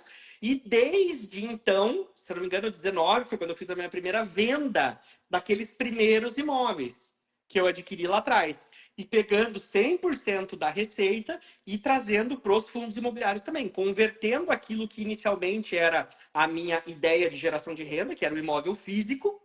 Por quê? Porque eu tinha eficiência fiscal, tributária, porque eu tinha uma possibilidade de ter uma passividade da minha parte, não precisava mais fazer aquilo, né? Porque eu tinha a vantagem de não ter que lidar mais com o inquilino. Depois de alguns anos, eu tive alguns trabalhos com o inquilino, problemas, etc. Às vezes o inquilino não paga um condomínio, aí tem que ficar cobrando, aí o cara tá apertado, aí o nome chega aí para a Serasa, aí tem que ir, tem que resolver. Então, ou seja, me compliquei, assim, não é me compliquei, tive trabalho, né? Me deu um trabalho. Perfeito. Me Perfeito. remunerava bem, porque eu estava adquirindo patrimônio, mas o fundo imobiliário resolvia tudo isso para mim, numa cartada só. Mas, Entende? mas pelo que tu falou, tu nunca teve um grande problema com o imóvel, né? Uh-uh. Tinha um rapaz que trabalhava comigo, que santo de casa não faz milagre, né? Então, eu nunca consegui convencer as pessoas que trabalhavam comigo a parar, os poucos que investiam, né? Que servidor público não é muito acostumado a investir, a não investir em imóvel e investir em fundos imobiliários. Mas tinha um rapaz que Aham. trabalhava comigo que ele investia em imóveis, gostava muito de investir em imóveis. E eu lembro que ele tinha um apartamento, tipo um quarto-sala, uma kitnet alugado, numa outra cidade. E, cara, um dia, ele simplesmente recebeu, e aí eu acho que isso que vai, quando nós entra nisso, vê se confirma isso que está falando. Cara, eu quis uma passividade maior, eu quis um menor trabalho, porque assim, eu não estava tendo trabalho, mas tu é advogado, tu tem uma consciência do que pode Uhum. acontecer. E esse rapaz, que trabalhava comigo, aconteceu a seguinte coisa, Rodrigo. Ele recebeu uma notificação, uma notificação não, uma citação, tá, da justiça, por AR, de uma cobrança de 3 anos de condomínio atrasado. De um apartamento que estava alugado. Cara, e aí ele ligou na imobiliária e disse: o que está acontecendo? Ah, tava por Eu, imobiliária ainda. sim, aí o cara da imobiliária, não, é que não sei. Como assim? Não, mas é que nós já estamos na justiça cobrando aluguel, babá. Cara, no final das contas, ele estava há 3 anos sem receber o aluguel. A imobiliária tinha enganado ele de algum jeito lá, que eu até hoje nunca tinha Não entendido descobriu muito muito bem bem. como. É porque a pessoa que alugava tinha uma amizade com a imobiliária, mas acho que não veio bem ao caso esse detalhe, mas o que eu quero dizer é o seguinte: de repente, ele estava lá com a cobrança de 3 anos de condomínio atrasado, tinha que pagar, E condomínio é senão, complicado. senão ia a leilão e perdia o imóvel. É, próprio terreno Aí assim, ele, né? aí ele foi para a cidade, porque era a cidade mais distante, em que ele já tinha morado no passado, para resolver tudo isso. Tirou da imobiliária, foi ver o apartamento. Ele disse, quando entrou no apartamento, ele disse: cara, eu tive que jogar os móveis tudo fora, que estavam horríveis. Horríveis. Porque a imobiliária não filtrou a pessoa que ia entrar. Talvez seja aí a diferença, Rodrigo. Por que, que eu quis migrar para o fundo imobiliário? Pelo mesmo motivo de eu querer uma coisa mais passiva. Mas eu não optei pela comodidade de uma imobiliária. Eu fazia isso. E eu garantia que não teria problema. Por quê? Porque, por exemplo, qual a prática que eu tenho? Eu crio um grupo no WhatsApp com o meu inquilino e todo mês, na minha agenda, é um calendário recorrente, no dia, 2 dias antes do vencimento do condomínio, vem uma agendinha para mim de cada um dos inquilinos, e daí eu mando lá no grupo do WhatsApp de olha, fulano, daqui 2 dias vai vencer, vencimento dia tal, valor tal, tá aqui o boleto, me mande o comprovante. Aí eu tenho uma agendinha de 2 dias depois para ver se ele concluiu aquilo ali. Eu só dou o check, tá tudo ok. E vem os Mas ó, comprovantes. ao trabalho. Trabalho, custa, tá vendo? Ou vai para imobiliária, ela faz, te cobra. Então, ou seja, não é que é caro os 10%, é que eu não queria pagar, mas eu trabalhava por conta de economizar esses 10%. Então, deu bastante trabalho durante muito tempo. Tanto que eu não aguento mais ver um condomínio na frente, porque agora os imóveis. E aí vai grupo e vai mandar mensagem, mas funcionou, né? Durante muito tempo e foi excelente. Eu construí um patrimônio em cima disso, né? Em cima um pouco do risco, um pouco de toda a estratégia que a gente comentou aqui. Então, assim, nunca ficou mais de um mês vencido. E outra coisa, se vencesse o inquilino não pagava, eu mesmo ia, depois dos 2 dias, lembra? Venceu 2 dias depois, não deu? Perfeito. Eu ia, pagava, avisava o inquilino que paguei e pedia para ele fazer o TED na minha conta, né? Porque era TED, agora tem Pix, Tá. né? Mas, Bem, aí tu começou a migrar para o fundo imobiliário, começou a ver que, tipo, puta, não, fundo imobiliário vale muito mais a pena, dá menos trabalho, tem tudo, toda essa questão, né? Dá menos trabalho, eficiência fiscal, eu tenho uma diversificação maior, puxa, se eu perco o inquilino, eu não perco todo aquele aluguel, você deu sorte, nunca teve um problema de ficar muito tempo sem o inquilino, mas você tinha consciência de que isso poderia acontecer, poxa, você quando compra um fundo imobiliário, isso acaba não acontecendo. sim, Ainda que você ponha um fundo imobiliário que tenha poucos inquilinos, você vai cuidar para que a diversificação não impacte a sua carteira. Todo aquele aprendizado que nós vamos tendo ao longo do tempo com o fundo imobiliário. Legal, claro. bonito, bonito, maravilhoso. Fundo imobiliário, as pessoas que estão nos assistindo vão todas vender seus imóveis e comprar fundos imobiliários agora, né? Vão aproveitar, vão fazer meu curso, vão aprender mais sobre fundos imobiliários. Mas aí eu sempre gosto de fazer um pouco da ideia do aprendizado, que é, então vamos fazer um pouco aqui do papel do advogado do diabo. Não é perfeição. Aí vai vir a pergunta, beleza, você comprou, você deve se sentir hoje, putz, muito melhor, porque, pô, cara, não tem mais que ficar mandando mensagem, entrevistando inquilino, preocupado se o imóvel está correto, não está correto. E aí nós não estamos nem falando de, por exemplo, obras, né? A minha mãe tinha um imóvel alugado e quando o inquilino saiu, ela teve que fazer uma obra que custou um ano de aluguel com o imóvel vago, e aí isso tu não recupera, né? Só que é imóvel comercial. Uhum. Então, assim, quando você olha dessa forma, cara, é maravilhoso. Eu não vou fazer outra coisa, vou investir só em fundos imobiliários. Mas aí, quando nós olhamos na prática, de 2018, 2019 em diante, nós vemos o quê? Ignorando as compras mal feitas, porque aí, quando você não está ainda na curva de aprendizado, você vai fazer umas besteiras e vai cometer uns erros. Uhum. Mas nós temos um histórico em que fundo imobiliário tem uma certa dificuldade de valorização de cota. Uhum. Uhum. Eu digo sempre que é uma contrapartida, é um processo muito mais complexo, acho que não temos espaço para explicar isso, mas de certa forma ele tem uma contrapartida de ter um rendimento menor. Mas aí eu pergunto para você, você era um investidor em imóvel. Aquele imóvel que você comprou lá em 2011, 12, você vendeu por um valor muito maior em 2020. Né? Então você teve um ganho de capital muito grande aí nesse período e você teve um aluguel. E aí hoje você olha, hoje passados aí 6, 7 anos desse teu processo de cara, pô, o fundo imobiliário é bem melhor, você provavelmente olha para trás e diz, cara, mas essa cotação aqui, ela não subiu tanto. Puta, será que eu fiz o negócio certo? Será que eu não deveria ter ficado com o imóvel, porque o imóvel valorizava? Tu já se fez essa pergunta? Qual resposta tu se dá? E se tiver que falar mal do fundo imobiliário, sabe que eu falo mal, não tem problema, então manda Claro, ver. tranquilo. Não, com certeza, Rodrigo, assim, eu acho que são fases do investidor, tá? Então eu passei por uma fase inicial passiva, que foi aquela, agora eu vou começar a vender meus imóveis, gradativamente eu vou aportando em fundos imobiliários, porque aqui é totalmente passivo, buy and hold e vou ser feliz. Funcionou durante alguns anos, desde 19 para até metade do ano passado, eu fiz exclusivamente isso. Comprava, segurava, todos os fundos que eu comprei em 2019 estavam na minha carteira até 2023, sem troca, sem venda, carregando aquele preço médio lá de trás, uns para cima, outros para baixo, nada muito relevante. Mas uma coisa que eu percebi é que 90, para não dizer 100% do meu retorno vinha de dividendo. O valor da cota de muita coisa que eu comprei em 2019, que foi aquele boom, né? Que aí eu comprei muita coisa no alto, e depois vindo corrigindo, 20, 21, 22, mas eu acabava tendo o fundo ou de lado, ou ele oscila negativo na cota e me devolve no rendimento. Então eu Perfeito. ganhava de um lado e me tiravam do outro. né? Eu percebia que o meu crescimento patrimonial estava mais estagnado.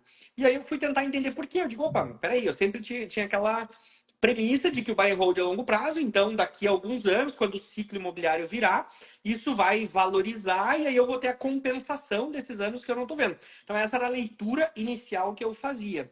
E com o tempo eu comecei a estudar, e eu não tinha previsto falar isso, mas foi você que trouxe o assunto. Então eu vou falar, é um pouco polêmico, mas aí eu percebi esta característica dos fundos imobiliários, né? O crescimento da indústria como um todo demanda muitas emissões.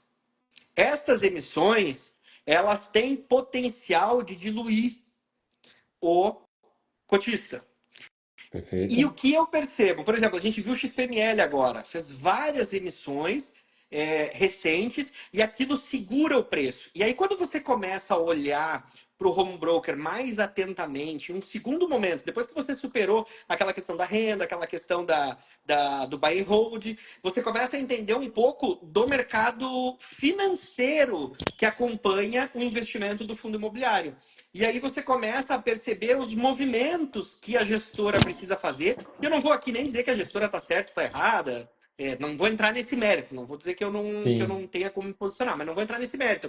O fundo imobiliário ele precisa crescer, ele precisa comprar mais imóveis, ele precisa diluir o risco. A gente vê a indústria de REITs é muito maior. Eu até acho que essa consolidação que a gente está vendo, eu acho ela muito incipiente ainda. A gente viu aí, o pessoal chama de Megazord, né? Tem alguns fundos que aglutinaram vários outros, mas é muito pouco ainda. Eu acho que a coisa poderia ser muito mais ampliada. A gente poderia ter fundos bem maiores. Eu gostaria de ver menos fundos e fundos maiores. Mas isso é um desejo meu, tanto faz. O que eu percebo é a indústria precisa crescer para ela se tornar mais saudável, para a renda ser mais previsível, mais recorrente. Então eu entendo o motivo e, obviamente, é o negócio da gestora. Ela está ali para ter um fundo Perfeito. grande, ela está perseguindo o lucro, ela faz aquilo em alinhamento com você, mas ela também está perseguindo o lucro dela, o que é natural, tá tudo certo. Só que isso muitas vezes machuca o cotista que ele opta pela passividade. Basta você olhar os casos de sucesso dos fundos passivos, que você defende Perfeito. bastante, tem a tua coluna lá do Um Ano no Tibete, que você vem trabalhando. Então, assim, aqueles fundos que deram certo, pegar um Floripa, pegar um SHPH, pegar alguns fundos que conseguiram dar um retorno muito superior ao IPCA, à inflação do período. E aí você percebe o quanto que o mercado, na minha visão, até de uma certa forma irracional, ele reage às emissões. Então, as emissões, ela trava preço, ela tem uma dificuldade muito grande. E aí eu vi muita gente dizendo assim, olha, se você não botar o ágio no bolso, o gestor vai colocar. E aquilo, a primeira vez que eu escutei, eu disse, meu Deus, o que é isso? Né? O que eles estão falando? Como assim? Não estou entendendo. E aí eu fui procurar entender, fui olhar retrospectivamente e disse, olha, eu vou começar então a fazer algumas arbitragens aqui, operar algumas emissões para ver se eu consigo tirar um adicional aqui desses movimentos que são mais claros, né?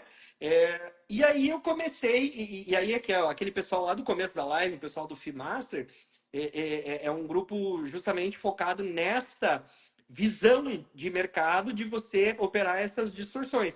Então eu comecei a ter de novo um trabalho mais ativo. Então eu tive 3 fases. Primeiro com imóvel super ativo, depois totalmente buy and hold, totalmente passivo, super tranquilo, mas eu senti que travou, me colocou um teto ali de crescimento do meu patrimônio. E aí eu comecei a olhar essa parte de ser um pouco mais ativo. É o tal do, não é giro louco, assim, girar tudo e aquela coisa Perfeito. toda.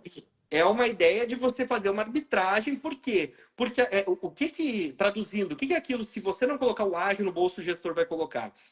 Vai tá acima do VP, vai ter um ágiozinho, começa a crescer um ágio acima do VP do fundo, o gestor vai enxergar uma janela para emitir. Quando ele emite, o mercado colocou um teto. E o preço volta. É impressionante. Se a gente fizer um estudo, talvez fosse até legal fazer um estudo disso. É impressionante, é batata. Eu comecei a observar assim, o preço é um imã. Quando, Sim. quando tem emissão, é um imã. Puxa para cá. Então, você vender, segurar um pouquinho, você recompra perto do preço da emissão, com poucos dias, muitas vezes sem perder o rendimento, e coloca vários reais ali no bolso. Eu disse, nossa, isso numa grande proporção ao longo de um bom tempo, deve dar um Sim. retorno muito legal. E aí eu comecei a esta fase mais ativa nos fundos imobiliários. Então, hoje eu percebo sim que a necessidade de emissões, de crescimento, ela impõe um teto no imóvel e algumas arbitragens podem fazer muito sentido. E quem primeiro me abriu o olho, inclusive, foi você nos seus relatórios. Eu me lembro que há um tempo atrás você começou aí a travar uma guerra, porque muita gente era defensor do buy and hold ou o tal do buy and dane-se, ou Sim. buy and foda-se, uns usam, né? Perdão usar um palavrão aí, mas é como o pessoal chama. E aí você dizia, gente, não é bem assim, tem que entender, tem horas que girar uma posição aqui, outra lá, etc. Então eu comecei a fazer isso. Por exemplo, eu não colocava FOF na minha carteira. De modo nenhum. Eu aprendi que o FOF tinha um beta que quando o mercado está para baixo é horrível, você perde muito mais e que não é legal. Então, nunca gostei de FOF. E aí, quando eles caíram exageradamente, agora no ano passado, eu comprei. Inclusive, hoje fechei um pedacinho de um FOF bem legal. Nossa, com uma valorização assim impressionante, coisa Sim. de 5 anos de rendimento, Mas, sabe? Em menos. sim, sim. Mas esse ponto, Rodrigo, eu desculpa até te interromper, mas esse ponto da emissão e tudo mais, e aí eu acho que vem um ponto que eu quero te perguntar, ele vem do seguinte, eu acho que do seguinte fato, o investidor que muitas vezes está nos ouvindo, nem todos, mas o investidor que está nos ouvindo, o desejo dele é comprar algo, ele quer fazer o que o Rodrigo lá de trás, né, o Rodrigo, você, fazia. Tipo, cara, eu quero comprar um imóvel, eu quero ter os 10 imóveis, quero ganhar meus 10 mil por mês, quero ir para a praia. Não quero ficar com home broker mexendo, eu não quero ficar comprando e vendendo imóvel. Né? Então ele olha para isso e ele, putz, dá uma apavorada. Pô, como é que eu vou fazer isso? Aí vai vir a pergunta que eu vou te fazer, mas antes eu quero fazer um comentário. Que é muito do que eu escrevo, é muito do que eu explico nos cursos, que é o seguinte: tudo são fases. Quem está nos assistindo, o Rodrigo é uma pessoa que tem um certo nível patrimonial, ele já contou, ele tinha uns imóveis, ele vendeu imóvel. Ele conseguiu juntar um patrimônio, né? Já está com seus 36 anos. Então ele já tem um patrimônio formado. Fazer movimentos de carteira vai potencializar o retorno dele. Para quem está formando carteira, para quem está muito no início, ou seja, o Rodrigo de 2011, se estivesse montando a carteira em FIs, o que normalmente eu digo? Olha, às vezes você vai focar no seu trabalho e você vai ter que aprender, isso é importante, você tem que aprender a investir, que de repente você não vai girar. O que você vai fazer é o seguinte: opa, não vou comprar agora, porque agora eu estou nesse patamar que vai ter uma emissão, isso vai segurar, vai puxar a cotação para baixo. Putz, meu patrimônio é pequeno, eu tenho que cuidar do meu escritório de advocacia. E ok, não vou movimentar agora. Não vou movimentar agora. E aí, eu vou só esperar para comprar depois. Essa é uma coisa que eu falo muito. Mas o que eu quero, bem, só para dar acho que um parênteses aqui, às vezes para quem está assistindo, depois se tu também não concordar com a ideia, pode até comentar, Rodrigo, mas o que eu quero perguntar para ti é, ok, beleza, tu fez tudo isso, tu começou a movimentar a carteira, tu transformou-se em um investidor mais ativo, e a pergunta é, e o sentimento? Porque hoje eu ainda fiz um comentário num grupo que eu faço parte, que antes de fazer o comentário eu disse assim, gente, olha só, que eles estavam falando sobre fases da vida e finanças. E uma pessoa tinha 33 anos, eu estou com 43, e quando eu tinha 33 anos eu vivenciei o mesmo dilema que ele estava vivenciando. Eu disse para eles, olha, deixa eu contar olhando para trás, porque olhar para trás sempre é mais fácil do que quando nós estamos dentro da situação. Então, assim, quando tu olha para trás, tu diz assim, cara, eu fiz a decisão certa, fui para fundo imobiliário. Tem esses defeitozinhos? Tem. Tem esses detalhes? Tem. Mas, cara, é muito melhor ainda. Como é que é esse sentimento? Eu acho que é isso que eu queria tentar capturar para quem está nos assistindo. Como é que é esse sentimento de quem passou por todo esse processo e agora vê todos os. E tem problemas. Cara, fundo imobiliário tem muito problema. Esse evento que eu faço agora, Rodrigo, que começa no domingo, que o link até está na minha bio, ele é para falar dos problemas Sim. dos fundos imobiliários. Não existe investimento. Eu quero que alguém me mostre um investimento na face da terra que não tenha problemas. Nós falamos dos imóveis, E da pessoa que muito foi lá mais e botou. graves até do que os fundos imobiliários. Exato. Então, assim, qual é esse sentimento que você tem hoje de olhar para trás desta decisão que você tomou? Rodrigo, duas coisas. A primeira delas, você falou em fases, né? Fases do investidor, fases da vida. A primeira coisa, nós não precisamos pegar um exemplo hipotético. O Rodrigo de 2018 fez um investimento passivo até 2023 em fundos imobiliários. Foram 5 anos absolutamente passivos, apenas comprando, apenas construindo, sempre aumentando o número de cotas. O meu foco sempre foi no número de cotas, não no preço e nem no dividendo. Obviamente que eu olhava isso para fazer os investimentos, mas meu foco, olha, eu tenho 10 cotas hoje, semana que vem eu tenho 12, depois são 14, e eu quero chegar em 1.000. Então eu vou fazendo a minha escadinha. Então eu participei desta fase. E não me arrependo de ter feito assim. Até porque eu não tinha tempo e nem disponibilidade de 18 a 23 de fazer diferente. Perfeito. Hoje, em 24, eu estou noutra fase, tenho tempo, tenho disponibilidade e tenho a pretensão. Não quero só ir para a praia e tomar margarita. Eu quero acompanhar o mercado, eu gosto, me faz bem. Tenho o grupo lá que eu compartilho com o pessoal. É super bacana, gosto de fazer ali meus giros, então tá tudo certo, é a minha fase e eu pretendo, estou tendo um retorno relevante e pretendo ganhar dinheiro, um a mais, um plus com relação a isso. Mas isso não impediu eu de ver que mesmo com os seus pequenos problemas, e eu digo pequenos porque eu também já investi em imóvel físico e também já investi em ações, e já tive perrengues em ações muito maiores. Eu já tive IRB na carteira, eu já tive, enfim, depois dá pra, eu perdi um bom dinheiro em IRB, sim, e fazendo coisa de, perdão a expressão, mas de sardinha, ainda atrás de yield, caiu, faz preço médio para baixo, que o pessoal dá um nome feio lá, né? Todo, Então, todo mundo, todo mundo teve, todo mundo teve. Eu tive Ike, eu sempre digo o fiz. seguinte, eu tive Ike Batista, eu tenho um pouco mais de tempo de bolsa, né? Então eu tive Ike Batista. Ike Batista foi.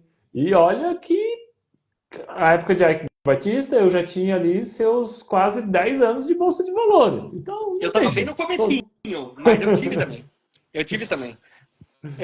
Então, Tá, mas e assim, aí? Rodrigo, mesmo passivamente, desculpa te interromper só para concluir o raciocínio, mesmo passivamente, vale muito a pena, tá? Eu acho que assim, os problemas dos fundos imobiliários da indústria, eles são pontuais. Eu vejo que você muitas vezes combate os erros, eu acho isso muito legal, porque são poucos os analistas e até mesmo influenciadores no geral que se predispõem, eu não digo a se indispor, mas a expor aquela situação, a questionar aquilo e buscar uma melhoria efetiva. Dizer, opa, isso aqui não tá legal, dá pra gente melhorar isso aqui, porque vai ficar melhor para todo mundo. Né? E a gente vê isso porque se você olhar Quineia, Credit Suisse, olha o quanto que essa gente consegue fazer de emissões, olha a quantidade de fundo que eles conseguem crescer. Então, se as outras menores elas querem também crescer, também ganhar mais, elas precisam olhar para quem está vencendo e fazer similar. Poxa, você precisa se alinhar com o cotista, né? Eu vejo assim, Quineia e Credit são dois exemplos bem claros que eles têm um alinhamento muito grande. Você pega Quineia não cobra taxa de performance. Quineia tem lá o canal do YouTube que eu acho muito legal. Eles gravam vídeo em todos os imóveis, tal. Dá uma tangibilização muito bacana. Eu vejo todos os vídeos que a Quineia posta de todos os imóveis, de todos os fundos. No KNCA, elas foram na Skill, lá no Rio Grande do Sul, em Vacaria, que é uma indústria de maçã. Eles plantam a maçã, beneficiam a maçã. Cara, que show, que espetáculo. Então, veja, e a Quineia, ela faz emissões bilionárias, uma atrás da outra, e ela abre um fundo atrás do outro, lança fundos. Então, assim, o tanto que a Quineia está crescendo e está bombando é incrível. Então, se os demais querem, eles precisam fazer emissões parecidas. Quineia não faz emissão abaixo do VP, Quineia tem um alinhamento muito grande. Veja a Credit Suisse, a gente pega os relatórios da Credit, cara, são maravilhosos. Tá cheio de outros relatórios de outras casas, e para isso basta assinar o teu relatório e você faz as críticas lá um por um. Poxa, esse aqui não mostra isso, esse aqui não tem DRE, esse aqui não mostra alavancagem, camufla, não sei o quê. Mas ainda assim, diante de todo esse cenário, eu acho que Eu é elogio também, pequeno viu? e Não é vai dizer que eu só pontual. critico. Eu Oi? elogio também, viu? Eu elogio também. Não, elogia sim, elogia sim. Quem faz um bom trabalho, né, Rodrigo? Quem faz um bom trabalho, sem sombra Sim, de sim, dúvidas. sim. Tanto que eu acompanho, sei mais ou menos o teu posicionamento com relação às gestoras, sei que você gosta muito de Kinea, sei que gosta muito Sim, de Credit Suisse por conta de reconhecer o bom trabalho. E claro. quando o trabalho não é bem feito, também é exposto. Então, assim, qual que é a minha leitura?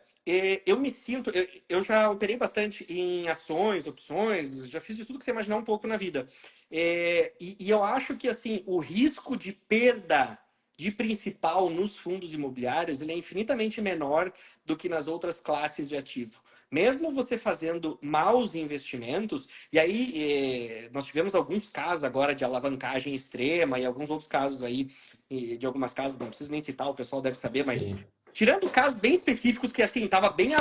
quem segue bons profissionais, quem acompanha o trabalho de bons profissionais, não teve grandes prejuízos aí. No geral, os grandes fundos, as casas conhecidas, a chance de perda patrimonial relevante, ela é muito reduzida.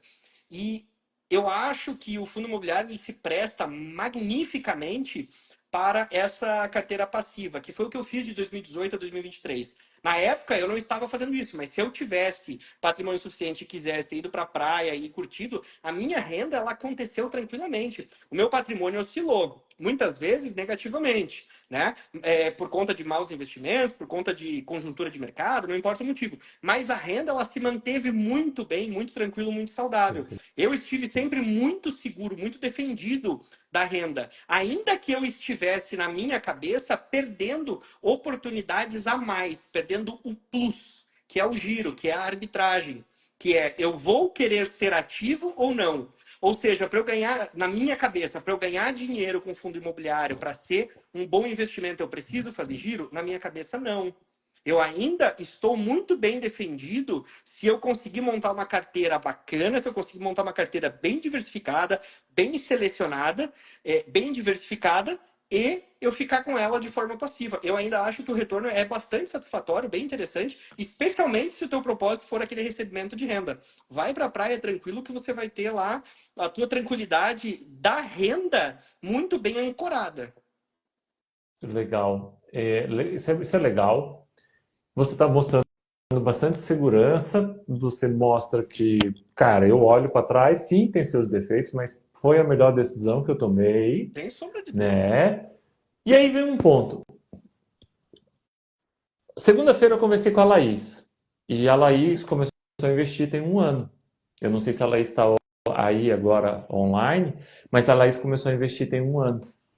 E a Laís, ela sente uma certa insegurança. Ela provavelmente botou um bom dinheiro, pelo que ela me contou, e ela sente uma certa insegurança porque começa a ver a cotação cair, começa a não entender. E aí o que eu expliquei para ela, você tem cotação que cai porque não selecionou bem o fundo imobiliário, mas você tem cotação que cai porque o mercado está num estresse, você tem uma bolsa de valores, e aí abre, na verdade, uma oportunidade. Você tem um dinheiro bom investido em fundo imobiliário. Você vendeu um Sim. imóvel e botou em fundo imobiliário.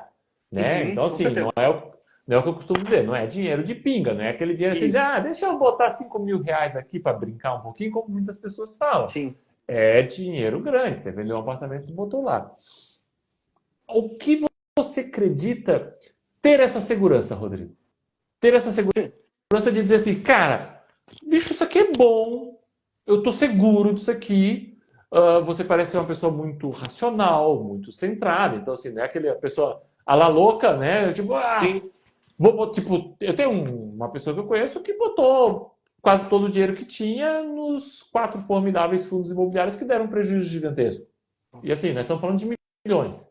Então, assim, não é o seu caso. O que te deu essa segurança de fazer isso? O que tu pode dizer para quem está nos ouvindo assim, cara, não é bala de prata, né? Mas este processo que eu fiz me deu essa segurança de tomar essa decisão e estar tranquilo. Eu acho que tu vai ficar muito feliz com a minha resposta. Conhecimento, Rodrigo. Sabe por quê? Porque no começo eu tremia na base. E olha que eu vim das ações. Aí você diz, poxa, mas aqui oscila bem mais. Aqui, quando chacoalha 1, 2%, é um Deus nos acuda. Nas Sim. ações, quando Deus nos acuda é quando é 10 para cima. Então, veja, você bota 100 mil, chacoalhou 10 negativos, você só tem 90. Você... Meu Deus!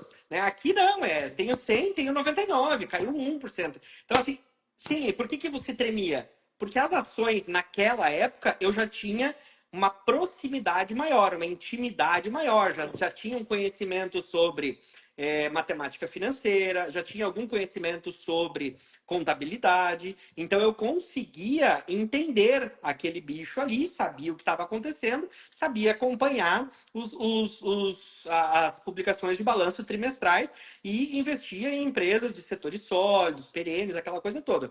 Quando eu vim para os fundos imobiliários, era tudo muito novo, eu gostei, etc., mas a coisa veio caindo. Por exemplo, dou um exemplo agora bem recente. Tem um fundo que eu estudei, que eu gosto, acho que é um fundo bacana, que é o AJFI, Perfeito. é, é o da Almeida Júnior, Sim, né? É de perfeito. Santa Catarina, tem os shoppings aqui em Santa Catarina, é um fundo que não tem alavancagem, é um fundo que tem uns shoppings legais, é um estado que tem uma renda per capita alta, li nas minhas pesquisas que é um dos poucos, se não for o único estado que tem um crescimento per capita, tem mais nascimento de bebês do que. Tem um nome técnico para isso, mas nasce mais bebês, ou seja, tem uma expectativa de crescimento de população maior, os shoppings são dominantes, o estado de Santa Catarina tem bem poucos shoppings, então olhando assim para o negócio imobiliário, assim, de longo prazo, parece bem interessante. A Almeida Júnior é uma empresa extremamente conhecida na região, etc.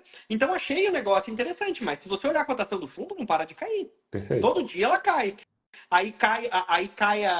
Cai o rendimento. Primeiro veio 8, aí foi 7, agora foi 6. E aí você entra na página do Clube FI e diz lá, meu Deus, mas só gerou 4 nesse mês. E aí o pessoal desce a lenha. Aí o que que eu faço? Capitânia, vamos lá, e-mailzinho para eles. Mandei e-mail no mês passado, porque veio uma rúbrica lá, outros, um gasto enorme. Aí peguei, mandei o e-mail, eles me responderam, e daí eu acalmei o pessoal. Digo, ó, gente, foi por causa disso aqui. E era corretagem de espaços vagos, etc. Aí esse mês veio de novo, rúbrica outros, aí fala lá no fato relevante, fala em receita mínima líquida. No relatório fala em renda garantida. Muda o termo. Daí o que, que é? Vai ser a receita de 2.300 que ele vai dar? Ou seja, a comunicação não está legal. Dá para melhorar bastante ali, explicar o que é que está acontecendo. Por quê? Porque a qualidade imobiliária é boa, o fundo não é alavancado, o gestor não é ruim. Capitânia é uma gestora conhecida, tem vários fundos. Fez algumas besteiras com alguns, tem gente que condena, falam, dão até apelidos lá para ela, mas acompanho o trabalho dele, sei que é uma casa séria, mas precisa melhorar assim a comunicação. Então eu mando e-mail para eles, troco ideia com o gestor direto e tal. Inclusive mandei um e-mail hoje, estou esperando a resposta. Mas é um fundo que só cai. Se você olhar a cotação dele, ele teve em quase 10, ele está em 8 hoje, caiu 20%. Poxa, 20. Como é que tu trata isso aí? Como é que tu tá tranquilo, tá? Mas como é que tudo isso acreditas ao conhecimento de tipo, cara, eu sei o que eu comprei. Ao conhecimento, Rodrigo, porque assim, quer ver um hábito que eu tenho? Eu estudo o que dá errado, mais do que o que dá certo. Por quê? Ótimo. Porque eu preciso saber as coisas que dão errado em algum outro fundo que eu não tenho, pode dar errado nos meus. Então eu comecei a mapear quais são os principais erros. Quais são o que derrete o valor patrimonial? Porque o que me gera a renda é o valor patrimonial. Eu preciso saber o que é o patrimônio e é ele que vai me Boa. gerar renda. Né? Isso O é que bom. derrete esse valor patrimonial? O que dentro da contabilidade faz com que o meu resultado daquele mês seja menor e o dividendo vai sofrer e ali por diante? Então, quando eu começo a entender isso, eu vejo que os principais problemas, esses mais graves, não tem nada no JFI. Eu não tenho uma alavancagem maior no fundo hoje, eu não tenho nada que possa destruir o patrimônio. Aquilo que eu falei sobre os shoppings são muito bons, os shoppings são dominantes. Se você olhar NOI crescendo, venda crescendo, inadimplência controlada, ou seja, o negócio por trás dos 4 códigos está indo muito bem. A gestão está derrapando muito na comunicação. Mas isso vai inviabilizar, isso vai implodir os shoppings, vai deixar de gerar a receita? Acho que não. Então não há motivos para eu ter um desespero. Pode ser que demore um pouco mais para maturar a minha tese, pode ser que alguma coisa aconteça, mas aí eu sempre tenho a questão da diversificação para me salvar, porque eu não sou infalível. Talvez você possa dizer, Rodrigo, mas você não viu tal problema. Eu digo, puxa, Rodrigo, é verdade. Você que tem mais experiência viu e eu me falhou mesmo. Então aqui eu vou perder uma parte do meu patrimônio. Mas se eu tenho 2% e eu perdi 10% disso, eu perdi 0,1, 0,2, que é um quinto da minha renda do mês. Em 5 dias Sim. eu pago essa perda patrimonial, tem liquidez, eu saio e vou para outro lugar. Então eu compus a minha carteira graças ao conhecimento que eu fui adquirindo durante todos esses anos que eu estou investindo, de modo que eu me protejo até mesmo contra os meus erros. Perfeito, perfeito. E tu falou uma coisa que é muito legal, Rodrigo, porque que é o quê? Eu olho para o patrimônio que está por trás do código. Então, você teve essa curva de aprendizado, que eu sempre digo, todo mundo tem que ter. Não adianta, eu vejo muitas pessoas às vezes dizendo assim, não, lá na frente, quando eu tiver dinheiro, mais dinheiro eu vou aprender. Cara, começa o quanto antes, para você passar pela curva de aprendizado com o menor dinheiro possível, porque você é um ser humano como qualquer outro, você vai fazer besteira. E hoje você entendeu que, cara, peraí, deixa eu entender o que está por trás deste código. As pessoas acham que é algo muito, muito difícil, mas não é. Ela precisa de um básico, ela precisa ter uma curva mesmo de aprendizado, Sim. né? Ela pode fazer um curso, ou ela pode aprender sozinho. Ela vai, eu sempre digo, olha, faz sentido contratar um serviço, eu sei que tu é meu assinante e tal, a ideia aqui não é fazer um marketing, coisa parecida, mas assim, vai ser legal para, eu acho que encurtar um pouco o processo, porque senão tem muita coisa sempre para ler, mas o principal de tudo é saber o que tem por trás. Ok, está caindo, mas o que tem por trás? Os shoppings acabaram, né? Que é o exemplo que você está dando. O que está acontecendo com esse shopping? Ah, vai perder um inquilino. Ah, mas teve uma receita outras aqui, né? Que é aquilo que eu estou dizendo. Tipo, Uma pô, despesa. uma despesa, desculpa. Que o caso ali do JFI está faltando transparência, nós já até conversamos no Aham. privado, né? Tipo, putz, está faltando transparência e tal, mas, cara, os shoppings são muito bons. Aí entra muito o quê? Aí nós começamos a diferenciar um pouco o investidor que se dedica um pouquinho e que acaba aproveitando a oportunidade. Era lá o Rodrigo que comprava apartamento, que, sei lá, pagou 100 mil reais no apartamento, conhece bem o prédio, conhece os detalhes, e de repente tem um vizinho lá que tá puto da cara, porque o condomínio tá dando um problema XYZ, e diz, eu vou vender essa merda aqui por 70 mil, e o Rodrigo disse, pô, Opa, peraí, 70 mil? a 70 eu Dá compro. pra, dá pra cá, meu amigo, eu conheço os problemas que estão tendo aqui, e meu amigo, 70 mil tá muito barato. As Isso. pessoas acreditam que investir na bolsa de valores, investir em fundos imobiliários, eu não sei, é algo assim, claro, não é do dia a dia delas, então é normal elas pensarem isso, mas que é algo de outro mundo. E não é. Vem desse imóvel. Aí, só que aí vem um ponto, Rodrigo, que de repente, aí eu quero que tu, né, me ajude, se confirma ou não confirma, mas tem um ponto que é o seguinte. Ok, você tá lá, o JFI, você pagou 10 reais, caiu para 8. Cara, entendo, conheço. Vou comprar mais um pouco desse negócio aqui, porque isso aqui, né, é uma oportunidade. Mas nós já vimos o contrário. Nós já vimos uma situação que para mim era muito triste, que foi, e aí eu vou dar nomes aos bois, porque eu acho que nós também estamos aqui para isso, que foi quando a HCTR começou a cair. Então a HCTR sempre foi por muito tempo um fundo de recebíveis, né? Não vamos entrar no detalhe aqui da tese, que eu acho que não vem ao caso, até porque nós já nos estendemos bastante. Mas assim, a HCTR estava lá, 130 reais, começou a cair. Quando bateu 80, eu ia nos fóruns, eu ia nos Instagrams da vida, e aí eu começava a ler o seguinte: oportunidade, tem que comprar muito. E que não sei o que. E eu dizia: caracas, essa galera não sabe o que tem por trás, É né? esse o ponto. E olha a coisa doida, Rodrigo. Sabe quando. Tem imãs, né? Eu acredito muito em energia, tá? Eu acredito muito que nós atraímos energia. Tem pessoas que acreditam, tem pessoas que não acreditam. E aí, nessa época, eu saí para almoçar com um amigo que é o Wealth Management. Para quem não sabe, ele é semelhante a um assessor, só que de uma forma diferente. Uhum. E aí nós sentamos, era tipo um bistrô assim, nós sentamos e sentou um casal logo depois do nosso lado. E o cara dizia para não, que eu vendi tudo que eu tenho agora, eu comprei HCTR e tu tens que comprar. Eu disse, ele olhou para mim e disse assim, cara, eu não tô acreditando na conversa que tá se tendo no lado, porque nós estamos em Floripa. Tipo, é um negócio muito, muito aleatório que está acontecendo aqui no Qual nosso a lado. chance, né? De um universo tão reduzido do teu lado, com dois gestores ali. E olha só, aquele cara estava num nível de empolgação com o fundo que eu disse, cara, eu não vou corrigir esse cara. Isso foi recente, Rodrigo? Não, isso foi na época da queda, então Ah, nós tá. estamos em 24, isso deve ter sido maio de 23, mais ou menos, porque foi quando realmente caiu ali. Ele veio de 130, ele estava mais ou menos a uns 80. Eu li esses comentários e aconteceu isso do meu lado. Em uma outra situação, de repente eu tivesse isso, desculpa, deixa eu te interromper e deixa eu explicar um pouco. Eu já fiz isso. Mas aquele cara, ele tava tão empolgado, e assim, ele tinha uma vibração que era a melhor coisa do mundo, e não sei o que, tal, tal, tal. Qualquer E era uma oportunidade coisa que você única. falasse, ele ia repelir você. Exatamente. Eu disse, eu não quero essa discussão. E, putz, eu tava ali para almoçar com meu amigo. Claro. E só para quem está nos assistindo, hoje está R$ 30. Para quem não acompanha o mercado, hoje essa cotação está R$ 30. Né? E aí o ponto vem esse, né, Rodrigo?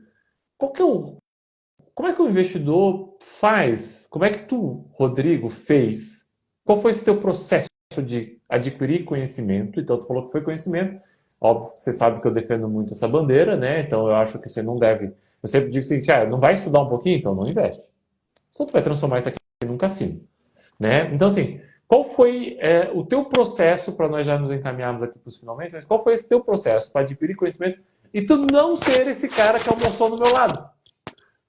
Fazendo tipo assim, não, a JFI, tem que comprar, é uma oportunidade. E às vezes é uma baita de uma É, roubada. Bem, nós sabemos que a JFI não é o caso, né? sim, E mas aí?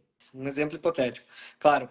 Rodrigo, eu acho que você cunhou um bordão bem bacana. Você não fala acumular conhecimento, você fala Empilhar empilhar conhecimento. conhecimento, É. né? Você usa isso nas suas redes sociais, nos seus relatórios. Então, assim, para me adequar aqui ao teu termo, como é que eu venho empilhando o meu conhecimento? Eu acho que não tem jeito, é na unha mesmo. Tem que viver o universo de fundos imobiliários, tem que montar uma carteira, tem que comprar, vender, ter lucro, prejuízo, e tem que acompanhar. Né? Como é que a gente acompanha? Tem que ler os relatórios de fundos imobiliários. Muitas pessoas, muitas não, ó, 90% das que eu já encontrei nunca abriram um relatório do fundo. E o fundo costuma, os principais pelo menos, trazem um relatório todos os meses, falando tudo o que aconteceu, uns mais resumidos, outros um pouco mais extensos. Mas assim, o relatório, embora tenha 10, 20 páginas, realmente de mensagem ali, às vezes é 3, 4 parágrafos, quando é muito, é 2 páginas. Então, não é muita coisa, porque tem toda a parte ali de layout, de não sei o quê, algumas informações mais genéricas, você não precisa ler tudo aquilo. Pelo menos a parte da mensagem do gestor, o que ele fez, o que ele não fez, a percepção de risco dele, isso aí você tem essa obrigação de fazer. Então, eu leio bastante. Isso não foi nenhum desafio para mim, por conta da profissão, então já estou acostumado com isso. Mas eu leio e eu faço uma leitura, inclusive, dinâmica. Aqueles que são fundos muito grandes, os maiores de mercado, etc., eu dou uma passada de olho, vejo que não tem nenhuma formação muito relevante. Eu, lá no próprio Clube FI, não sei se podia falar a plataforma, mas Pode. tanto faz. O Rodrigo é É, meu vizinho, mora a 500 metros aqui de casa. legal. Eu coloco para me avisar lá os fundos que eu sigo os fundos, então ele me avisa toda vez que eu entro lá, ele me dá as notificações, então é muito tranquilo. E eu faço esse acompanhamento. E como eu gosto de estudar, como eu te disse, olha, pelo menos uma vez por mês eu vou atrás de problemas nos fundos imobiliários. Eu tento entender por que é que deu aquele problema. Então, por exemplo, quando estourou o XPPR, eu fui entender por que uma dívida mais cara dá um problema grande. E eu tive que entender aquilo. E até por que eu quis entender aquilo? Porque eu queria ver também o oposto. Aonde que eu estou vendo a possibilidade de um oposto? Num fundo que hoje é extremamente alavancado, mas ao contrário de XPPR, a expectativa é que a dívida seja bastante positiva com uma avaliação positiva. Então, eu precisei entender o que dá errado quando você, por exemplo, você teve o Gary, que na época que era Galg. Por que é que o VP dele veio caindo? Para mim foi fácil descobrir, porque eu fui lá e li o que o Rodrigo falou e ele me contou. Mas basicamente o que que é? A nossa taxa de juros ela foi subindo. E quando foi feita essa reavaliação, a taxa de desconto foi maior. E aí o VP encolheu do fundo, né? Então, o fundo perdeu o patrimônio, você precisa entender isso. E para entender, você tem que ler, tem que pesquisar, tem que saber o que está acontecendo. Né? Então, por exemplo, o caso de XPPR foi um que eu nunca tive fundo, nunca gostei, nunca quis, e acompanhei mês a mês aquele fundo derretendo, e quando a coisa estava bem derretida mesmo, eu fui entender o que fez isso acontecer. E eu estudei a fundo para entender os efeitos de uma alavancagem. Até porque tem um fundo que eu gosto, tem em carteira há muito tempo e tal, não vou falar o código, mas ele é bastante alavancado. Então eu preciso saber quais são os possíveis, os potenciais efeitos que tem ali. Por quê? Porque no momento que eu conheço o risco, eu tenho tranquilidade de correr aquele risco. Agora, se eu não conheço o risco, se tem risco que eu não conheço, por mais que eu tenha pelo menos uma ciência, olha, existe um risco lá de alavancagem, mas eu não sei muito bem o que é. Eu tiro fora. Ou eu vou conhecer a alavancagem, aí eu digo, bom, agora eu sei o que é alavancagem e sei o que acontece, se dá bom, se dá médio, se dá ruim, se dá muito ruim. Então, quais são os cenários? O que pode acontecer? Pode acontecer isso, aquilo, aquele outro. Ok, tô disposto a correr esse risco aqui do muito ruim? Tô. Só que daí eu tenho que reduzir aqui a minha exposição. Beleza, vale a pena? Às vezes eu não gosto de fundos muito arriscados, porque eu penso assim, eu tenho bastante para perder e quando eu vou ganhar, eu ganho sobre uma parcela muito pequena, porque para minha gestão de risco eu não consigo entrar com um percentual muito alto. E às vezes é um esforço muito grande. Então eu não chego a concentrar, eu sou bastante diversificado, mas aquelas posições que eu tenho mais conforto, eu tenho uma concentração um pouco maior porque justamente eu percebo que eu posso concentrar porque eu conheço mais aqueles imóveis e uma queda muito grande, rápida, vai me deixar absolutamente tranquilo. Na verdade, vai me colocar em estado de alerta para ir trazer mais dinheiro para comprar mais. Perfeito, perfeito. Cara, fantástico, fantástico essa tua explicação. Fantástico a tua história, o teu paralelo. Nós já estamos aqui, putz, com 1h45, eu tinha te dito que ia ser 1 hora de live, Foi bastante. né? O papo Foi. tava legal. Mas é que o papo é bacana, eu acho que tu traz muito aprendizado, tá? Então, Legal, obrigado, muito, Rodrigo. muito, muito aprendizado mesmo. Obrigadão por aceitar o convite, pelo tempo. Tu falou uma coisa agora que eu acho que é essencial. Tipo, cara, eu converso com as pessoas, 90% das pessoas nem lêem o relatório. Ok, eu não tenho o que fazer. Eu sempre digo, você não tem como mudar as pessoas. Eu tenho como mudar quem está interessado. Então, olha só. Olha o universo que você tem para atuar e conseguir ganhar dinheiro. Mas é assim que funciona. Se 90% dos investidores estão nessa situação, né? Cara, eu consigo me diferenciar. Eu Exatamente. consigo me diferenciar. E, Entendeu? Rodrigo, é É o que eu tenho. impressionante que não precisa muito. Eu comecei a me diferenciar e vi um resultado diferente estudando o teu relatório. Ou seja, eu nem preciso ir em todos os outros. Eu tenho um compilado do teu relatório, porque você faz as recomendações fora da carteira recomendada. Sim, Você diz por que você acha que aquele fundo é compra, por que você acha que aquele fundo é venda, por que você acha que vai ter uma expectativa maior em fundo de papel, porque a inflação, etc. Então você traz lá a informação da Ambima, as previsões, etc. Então, ou seja, dá um panorama geral. E a partir dali você pode utilizar aquela informação a teu favor. Você pode não fazer nada, como a maioria das pessoas que não leu não faz. E quem leu pode dizer, opa, mas peraí, isso aqui tem uma previsão legal, vou me posicionar aqui, às vezes de forma tática, oportunística, etc. Então, não precisa ir muito além. Tem ferramentas hoje bastante acessíveis e de alta qualidade e até de graça. O próprio relatório dos sim, fundos, né? O total, próprio total. relatório, ele não tem custo. Você se inscreve lá, cadastra o teu e-mail, chega no teu e-mail. Então você e como eu te disse, uma, duas páginas no máximo, meia dúzia de fundos, você vai gastar 1 hora aí de um domingo por mês e tranquilo. Mas tem que querer. O Exato. que eu vejo é que, assim, aí vem uma crítica mais geral, assim, o brasileiro não gosta muito de ler, tem dificuldade, tanto que você pode ver que o próprio algoritmo da rede social hoje não é nada texto escrito, é tudo vídeo. Sim, sim. Então, ou seja, a gente tá migrando para um modelo, né, que cada vez menos a interpretação de texto, a leitura é incentivada.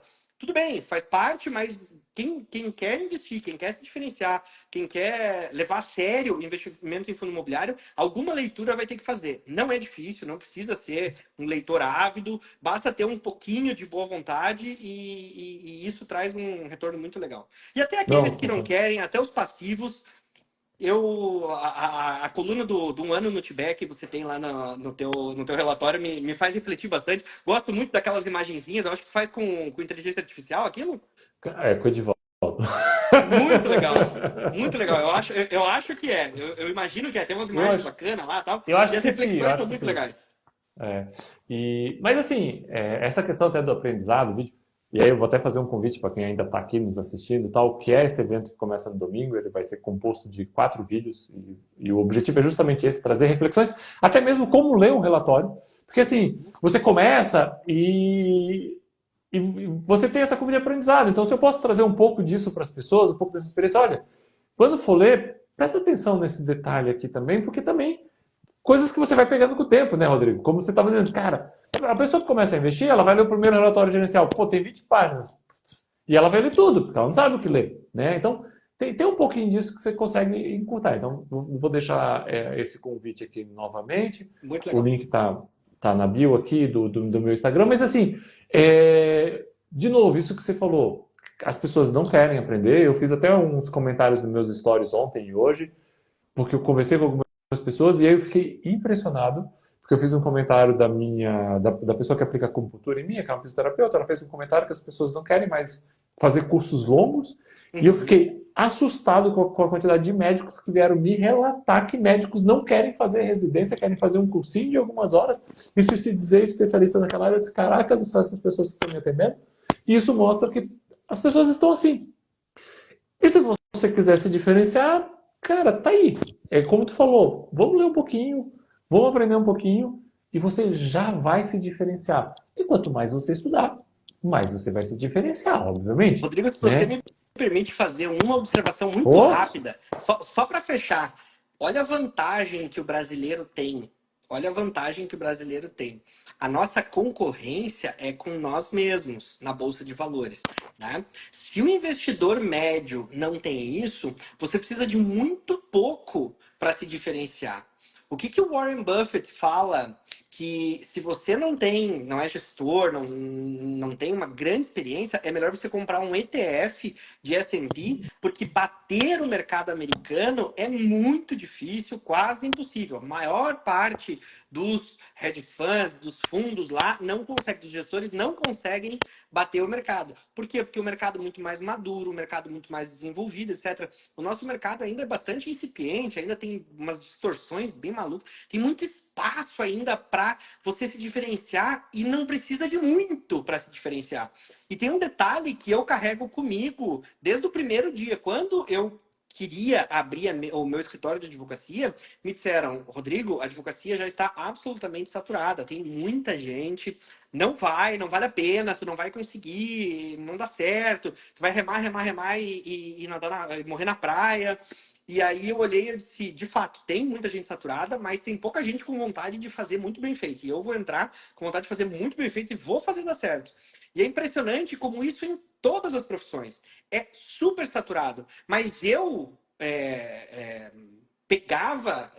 entrava cliente para mim para corrigir trabalho de outros profissionais que foram eventualmente relapsos, etc. Então, ou seja, a minha concorrência ela é muito baixa. Se a gente se diferenciar um pouco, se a gente se dedicar um pouco dentro do universo dos investimentos, ou até mesmo na sua profissão e assim por diante, a gente tem uma vantagem muito grande. Quem está no Brasil tem essa vantagem. A nossa concorrência, exato. no geral, ela é baixa. Então, vencer a nossa concorrência é dar um passinho a mais, não é um passo muito grande. Seria difícil se a gente estivesse num país muito desenvolvido, mercado muito desenvolvido. Não é o caso. Então, vale muito a pena estudar, vale muito a pena ler, se dedicar, porque o retorno ele é potencializado enormemente. Perfeito. Não, perfeito, Rodrigo. Perfeita colocação. Acho que para encerrar o nosso vídeo, assim, não podia realmente ser melhor. Cara, muito obrigado, tá? De verdade. Assim, poxa, acho que a live estava tão gostosa que nós aqui, ó, nos estendemos quase É, 2 horas. De coração, legal. poxa, tomei aí quase 2 horas aí do teu tempo com a tua família, Imagina, foi um prazer, Rodrigo. né? Muito feliz, Mas fico foi um excelente honrado papo. com o convite. Falar com a tua audiência aqui é muito bacana, muito legal. Não sei se atendi, se fui à altura aqui do teu público, mas Com tentei dar o meu certeza. máximo. Estou aberto aí se alguém quiser trocar alguma ideia, quiser tirar alguma dúvida, alguma coisa que eu não esclareci, que não ficou bem clara. Estou à disposição. Obrigado pela confiança de me convidar. Sempre que eu puder agregar, lembra de mim, dá um toque que eu estou sempre por aí. Ótimo. Muito Tá legal. bom? Muito obrigado mesmo, viu? Uma Legal, boa obrigado, noite. Rodrigo. Um abraço, tá? Obrigado. Abraço e Valeu, boa um noite a abraço. todo mundo que está nos ouvindo aí.